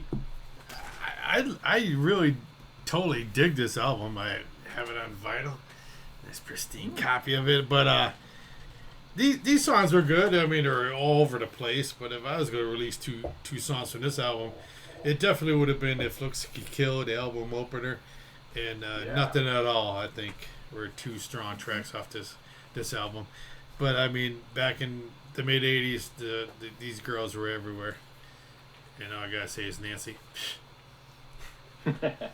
It's funny how things work out when we do these, and this was not planned. Now you got the next one, BC. Brian. Brian. Spelled correctly. Talking to please. There's no way this is spelled correctly. But anyways, I mean, this album, again, just like Heart, I think Bryan Adams back in this time frame was everywhere, was huge. And this whole album, to me, is a very strong album. Not a skipper anywhere on this. But I remember being in a talent show in high school, and we did a song off this album called Kids Wanna Rock. Miss Missouri was not down with it, but Which is interesting. Tough shit. everybody Well, Springsteen. everybody else was totally down with it. So, but yeah, Bryan Adams, Summer of '69. Everybody, I think, can relate to that. The album's Reckless, by the way. Reckless. You did not say the album name. Oh, did it? Yeah. Bryan Adams. You don't have to say the fucking album. Jesus Christ. But Summer of '69. I mean, that song was everywhere back in the day. I think everybody can agree with the song lyrics. Bring back memories of anybody's time as a young person, and it's worth it. And Somebody Like You is another rocker, but I mean, there's a bunch of others. There's not a skipper on this album. I'm sorry. Steve, what do you think about Brand? I like this album. I own this one also on vinyl, and Summer '69, Somebody Like You, two great songs. Summer '69. Buck Cherry covered that on their last album. It was a really good version, pretty straightforward but good. But just great writing, great playing on that album. And you're right. This is one that belongs where it is. I think maybe up for me would be up a little more towards higher. Oh, definitely. But I really enjoyed this album. When this came up, I was kind of a little disappointed of where it ended up, but it's definitely should be in the top 5, and that's where it is. Maybe you got some love for Brent? Yeah, this album was huge back in '85, and then it almost like you said before, you can throw a dart at a lot of these songs and just and pick that song to showcase this album. One Night Love Affair opening track, great song, great opening track. They picked Summer '69. Everybody, Somebody Like You. Yeah, these two songs are good. I always love whoever plays a guitar on this because it's that tone. The whole album, the songs have this cool. I don't know if it's like a Gibson sound all throughout the album. The guitar tone on the Reckless album is great. But you look at some of these songs. There's a lot of good songs on this album. That's why Reckless was that big. It was huge, and I think they kind of showcased it well with these two. Yes. All right, our youngest person here that was not around back in the day when this was big. Yeah. What do you think about Bryan Adams? So I'm going to read you a statement from Wikipedia. Reckless is the 4th studio album by Canadian singer-songwriter Bryan Adams, released by A&M Records on November 5th, 1984. Oh! We talked about this last time. We talked about this on the last 40 Cassettes Turning 40. Dun, dun, dun. It came out in 84. Yep. It is 41 years old. It's not 40. God damn it. Do they not have a fact checker at Classic Rewind? This is not an album that turned 40. It turned 41. We talked about it. There's something wrong with their birth certificate. Are you kidding me? It was number 2 last time. 1984 beat it out. Familiar? Yeah, we already talked about it. It was a year ago. I can't remember. Yeah. No, I'm not blaming you for not picking it up, because you would think that a Sirius XM radio station would fact check about what albums came out what year, especially since they had it in the top 2. Now the two songs singles and they came out in '85. So they're it's November, but but they picked that's the same songs. But it's cassette. No, I totally understand. I like that. It pisses me off so much. Maybe they didn't release that cassette version. It pisses me off so much because there were so many other albums they could have put on. It's not like they put it in 37 last year and they're like, oh well, we forgot about it. It was number 2. I got nothing. I have no pull at Sirius XM. This is a kind of mistake that I would make. And they're making boku bucks, I'm sure.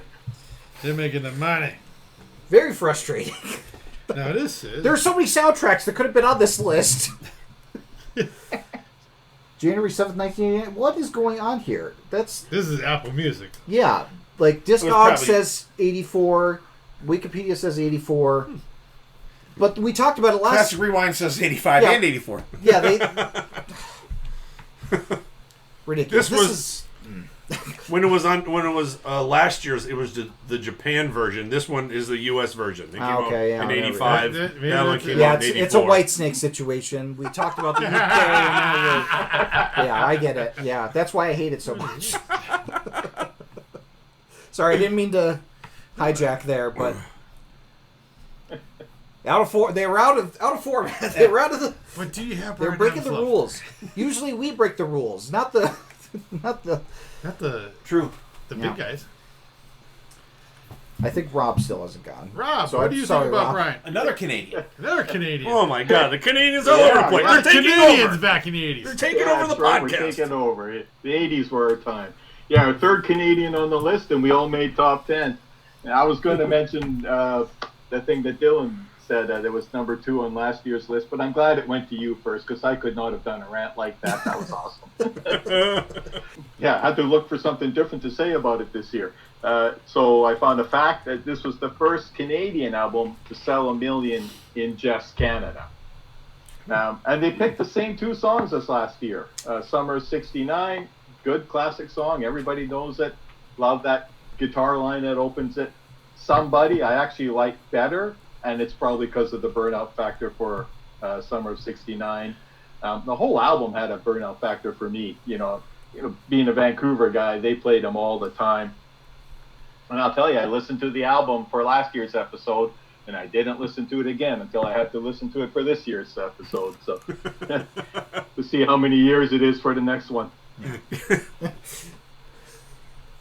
All right, next album, number 3, comes up to me, which I'm happy this worked out this way too. John Mellencamp's Scarecrow. I own this one as well. I'm hitting out. Well, I don't. Well, we'll see. I like this one. I think this is great. The first track on the album, Rain on the Scarecrow, is fucking outstanding, excellent. The songs that they picked on here were Small Town and Lonely All Night, 2 great songs. You also have ROCK in the USA on this one. It's a great album, and I think this one does belong where it is. What do you think, Dylan? I agree. This one came out in '85, so I'm perfectly happy with it being where it's at. Great songs on there. Like you said, even the songs that they didn't list are fantastic. So, there's stuff that I've heard before. The drummer, for some reason, follows me on Twitter, Kenny Aronoff. I don't know why he followed me on Twitter. I think that was during my live tweet days. He was on Monster Records last year. Yeah. Last 2 years, actually, he was on there. So that's probably the most famous person that follows me on Twitter, though I don't use Twitter anymore. Or X, sorry, it's called X now. This is a great album. And John Mellencamp is great.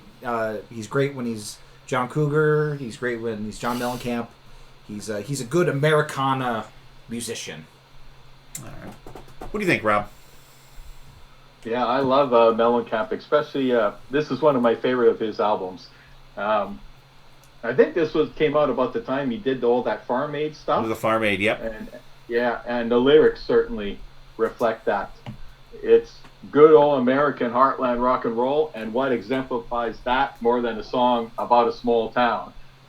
And the cynical side of me says small town is like trying to do a sequel to Pink Houses from the last album. But I really like this song. I don't live in a small town, but it feels like he gets it right lyrically. Lonely All Night is a good song too.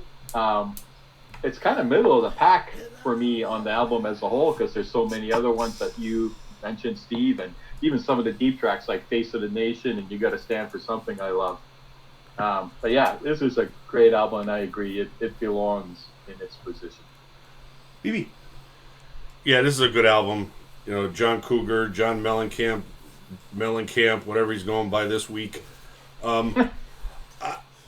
I never really got into Mellencamp. I was always more drawn to the Springsteen side if they sound kind of familiar, similar. As everybody at the table throws up. Yeah, I was never really. He was all right, Though these 2 songs are great. The electric acoustic guitar they use on this album is good. But I was always the Springsteen guy instead of like the Mellencamp guy. It just I think is the group that I followed. What we were listening to then, and Mellencamp never really. He's all right. He's just like I said, and it's probably the age thing, and the what you're listening to, and but growing older, I have listened to a lot more Mellencamp than I actually expected. But I'm not there. But I understand why it's there. What do you got, BC? Can I? Go ahead, Rob. Yeah, I was just going to say between Springsteen and Mellencamp, I'm more of a Mellencamp guy. But when I've seen each of them live, and Springsteen had the better show. But I'm definitely more of a Mellencamp CD guy, album guy. All right, cool. What do you got, BC? Yeah, John Mellencamp, that Scarecrow. This album was very, very strong back in the day. Before he changed his name, how many times he changes it. But anyways, Small Town, again, like Brian Adams, this is another song you can relate to no matter where you live. Lonely All Night. There's some other ones that are ROCK and USA. To me, that's a killer track. That should have been on this list. Nobody listens to me anyways, but But no, very strong. And definitely Mellencamp over Springsteen. Absolutely. All right, Utah, give me number 2. Okay, number 2, we're going to Dire Straits with Brothers in Arms. The songs that they picked from it are Money for Nothing and So Far Away.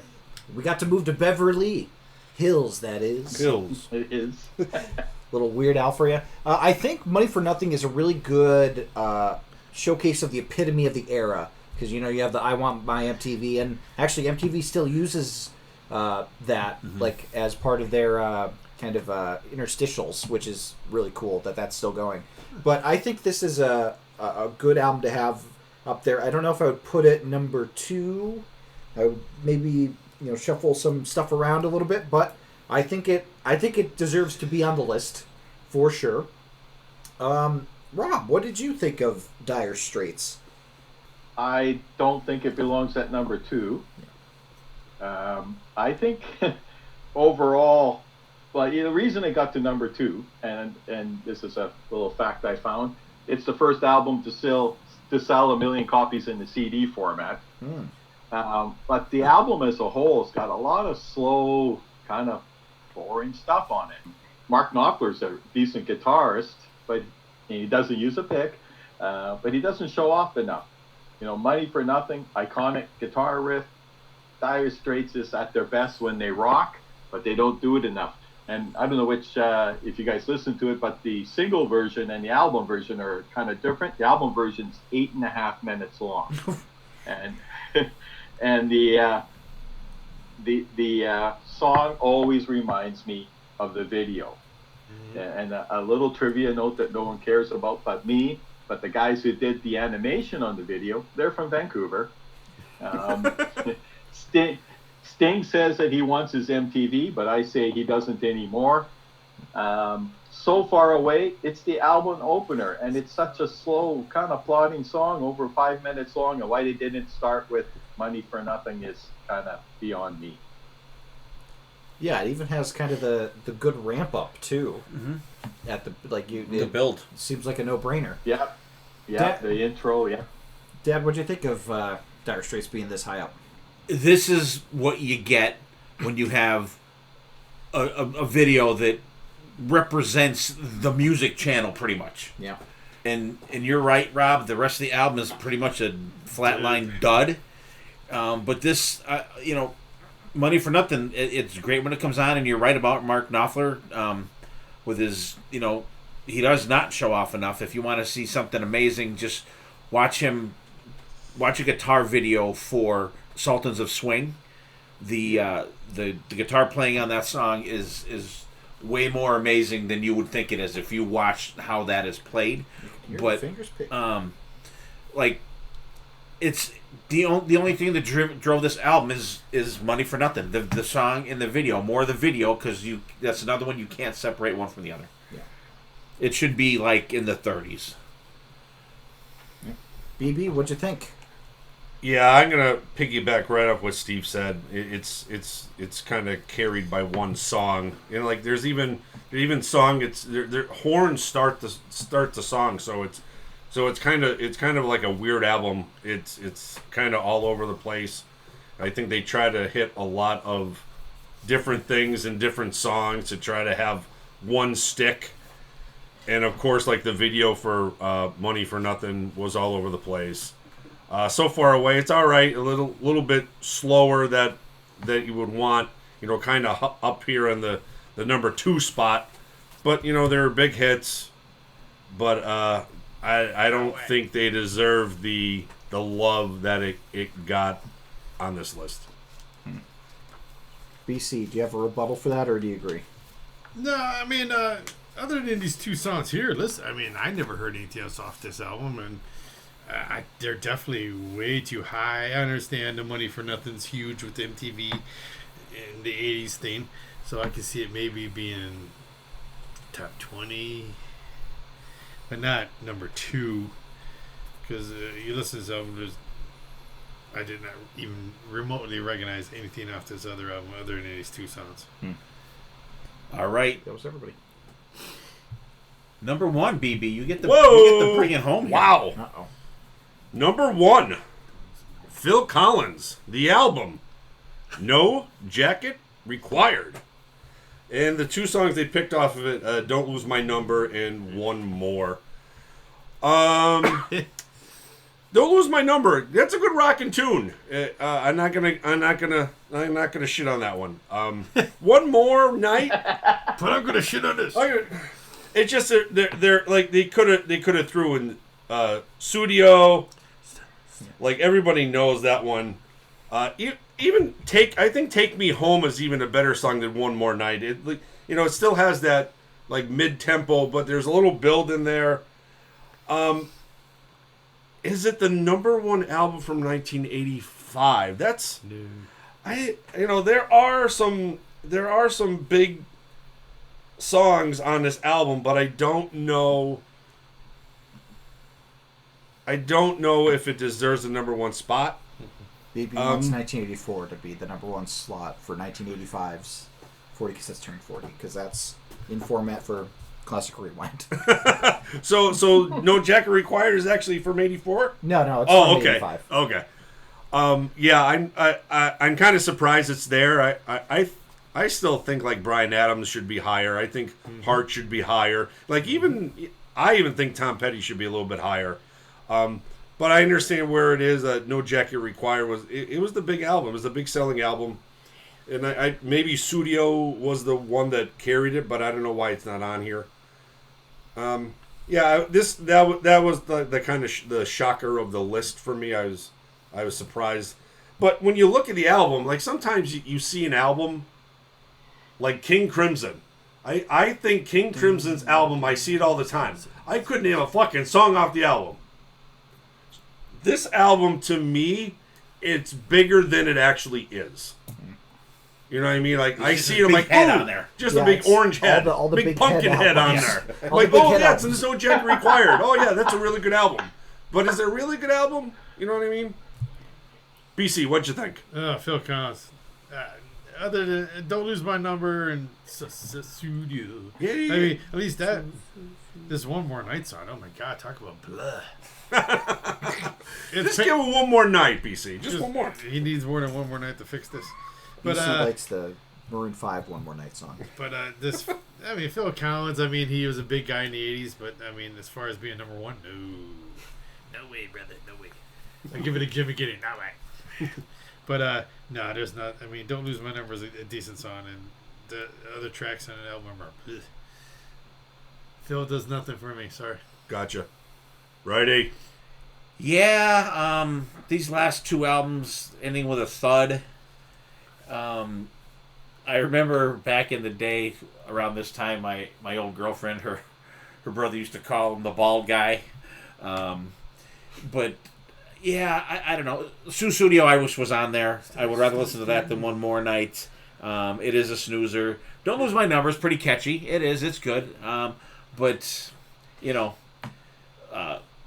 it's kind of sad for like this podcast we ended on like Phil Collins. You know what I mean? But not through any fault of our own. At least it was Bryan Adams last year. No, he fell a couple spots. It was 1984 last year. No, I know. No, like the album 1984 was number one. Oh, well, even better. Even better. Dylan. I like that Phil Collins is on this list.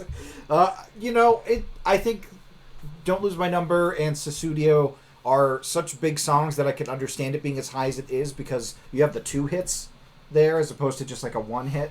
So that probably had a lot of power in terms of people voting for it.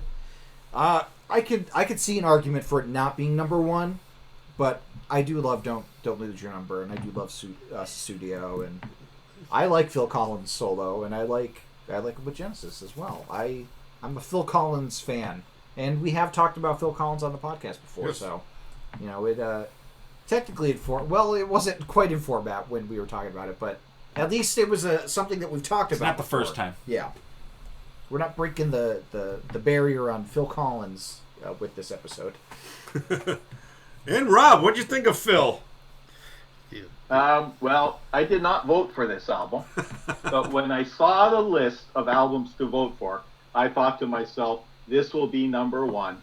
because I have zero faith in people. Actually, that's what Rob texted me before the list even came out. He said, "I'll bet you Phil Collins is number one." I did? Okay, I don't remember that. But, good. Between his solo stuff, the Genesis stuff, his duets that he did, the soundtrack stuff, he was all over the place in the 80s.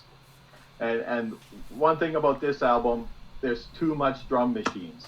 And he's a drummer. He's the good drummer. And I've never heard a drummer ever say, yeah, I don't want to play. Let's use the machine instead. So I don't understand that. There are good songs on this album. You guys mentioned them. Susudio, Don't Lose My Number, I Don't Mind, Take Me Home. There's a couple others that I can't remember right now. Yeah, but Don't Lose My Number, upbeat and catchy. I certainly like it better than One More Night. One More Night, like some of you have said, it's kind of a boring song. You don't require a jacket, you require a pillow, I think. And I gotta say, I think BB mentioned that he needs a new art director. His first 5 albums have his big old balding head on the cover. Now, I'm not a hairy guy. Yeah, except for my back. I don't know. But I would not put my face on a album cover. So anyway, that's as close as I get to a rant. That everybody? Yep. All right. So what we will do now is we will go around, wrap up. I will pass the list around. Everybody, give like your top 3 albums of this list of 40, and we'll get up out of here. BB. All right. Yeah, Rob. Thanks for coming, buddy. I can't wait to see you on the Monsters of Rock Cruise 2026. Yeah. So excited that you're going. Can't wait to see you again. Yeah, so give me 2 seconds because the first... Wait, this is not the list. That's the list. Oh, I wasn't here for the first half. It's funny, but man, there's really good fucking good albums on the back half here. Holy fuck. I'm gonna go Dokken Under Lock and Key. I'm gonna go Kiss Asylum, and I am going to go Y&T. Down for the Count. Yeah, it's tough to, it's tough to do lists like this when you have other people voting. You want more of like groups like us kind of voting on shit like this. We would have stuff we like on top compared to Dire Straits or Phil Collins. So I'd love to know where everybody's kind of head was when they picked the songs, but I guess they were right on a couple, and a couple of them are really down there. And maybe it's just the people who listen to Classic Rewind. It is. They do like the Phil Collins sounding stuff more than Y&T stuff where we would go. They don't even know who the fuck that is. What I mean? So we'll have to find maybe next year. Maybe Hair Nation will do a 40 songs, doing 40 for the 4th of July, and we'll have to beat each other on that one and re-rank them for something. But yeah, Rob, thanks for coming on. It was a great time having you here. Dylan. Okay, so before I get into my favorites from the list, first off, I want to say thank you, Rob. I love having you on. You have so much good Canadian knowledge and some great insights into a lot of things. Here's a list that I kind of compiled of some other albums that I saw that would have been good to have on the list that some of us might also. Metal Heart from Accept probably never would have made it on Classic Rewind. The Right to Rock from Keel. Hell Awaits from Slayer. Again, we're stretching it, but these are albums that also came out in 1985. Bonded by Blood from Exodus. Soldiers Under Command from Stryper. They're Christian. All right. Seven Wishes from Night Ranger. I feel like that would have been a good one to have on there. Hunting High and Low from Aha. I'm surprised did not make it because Take On Me was on there. Oh, Take On Me. Yeah. Long Way to Heaven from Helix. Killing Is My Business from Megadeth. Invasion of Your Privacy from Rat. Dare to Be Stupid from Weird Al Yankovic. Love You to Pieces from Lizzie Borden. Midnight Dynamite from Kix. Sacred Heart from Dio, I think Last in Line was on the last episode. You know, that could have made it. Innocence is No Excuse from Saxon. I'm surprised Knee Deep in the Hoopla from Starship didn't make it, because we built the cities on there. Oh. Last Command from Wasp. Dead Man's Party from Oingo Boingo is another one that I'm surprised was not on there. They were on last year's with something. I think so, yeah, because that's the album that has Dead Man's Party on it. Spreading the Disease from Anthrax. Delirious Nomad from Armored Saint. And The Big Prize from Honeymoon Suite. And then, of course, the soundtracks. The Breakfast Club soundtrack. Back to the Future soundtrack. The Goonies soundtrack. Copacabana. Rocky IV. And St. Elmo's Fire. All albums that could have been on the list, I think. Maybe not Copacabana, but all had really good original songs on there. If I had to pick from my favorites from this list, I would say I really like the Power Station album. I forgot how much I like that one. So I'll go with that one. I'll go with Talking Heads. And I'll say Power Windows. I'll go with BC's Power Windows. All right. Okay, Rob. My top three are almost similar to BB. So I'm going with Dawkins, Under Lock and Key is one. Kiss, number two. Number three was harder because there's a bunch. But, you know, I'm going to go with the Mellencamp, because listening to that again, I really enjoyed it. This list. You guys have mentioned many times about watching MTV back in the day, watching through all the pop videos, waiting for that, you know, one good video from Priest or Van Halen. And that's kind of what this list felt like to me, even though I like a lot of the out of the format stuff. This was a lot of fun. Thanks for having me on. Even the bad albums or songs, you know, they're fun to talk about.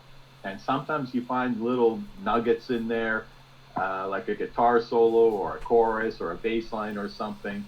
You know, so when you guys are doing the 2x2s, I'm really looking forward to when you get to Queen's Hot Space. You know, what do you think about that? That's going to be fun to listen to. Or Saint Anger. You know, they're going to be entertaining episodes. Thanks again for having me on. Thanks for letting me talk music with you. I love that. Someday, I don't know when, but someday I would love to be a visitor on that porch of yours. It's always open. Sweet. BC. All right. Rob, having you on is awesome as always. Glad you came back. Yeah, these songs, I mean, like Rob said, there's a lot of stuff we sat through and swallowed through to get to what we wanted to hear back in the day. But overall, it's fun to hear everybody's opinion on these tracks, because they differ from time to time. But if I had picked three from this list, I'm going to go with the Y&T, Aerosmith, and Bryan Adams. Oh, wow. All right. Yeah, Rob, thanks so much for coming on. And you made my day, you made my week, you made my fall when you revealed to us today that you were going to be going on Monsters of Rock Cruise, because up until tonight we were thinking that you weren't going on. So I'm so happy that you're going to be on this one again. Yeah, it's going to be all that more awesome, because that was one of my things. I've told these guys, I'm like, it's going to suck that Canada Rob's not on here, because he's in the gang. He's Bork family and Potter Than Hell family. So I'm so happy that you make me feel good, Steve. Well, I'm so glad that you're going. Honest to God, it made my day here.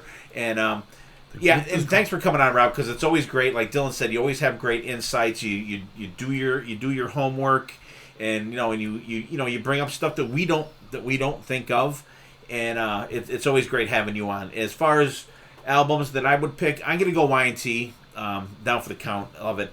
I'm gonna pick The Outfield, because I'm so surprised that I liked that whole album when I finally did get it in 2025 or 2024, one or the other. I got it, and I'm going to go Motley Crue, Theater of Pain. The album, I said on the last episode, it gets shit on a lot, but like I got a lot of fond memories of listening to that album on what is my porch now, which was my grandparents' porch then. I could still put myself right there listening to that with my Walkman, with my, the shitty headphones with the foam fucking things on them that you used to get.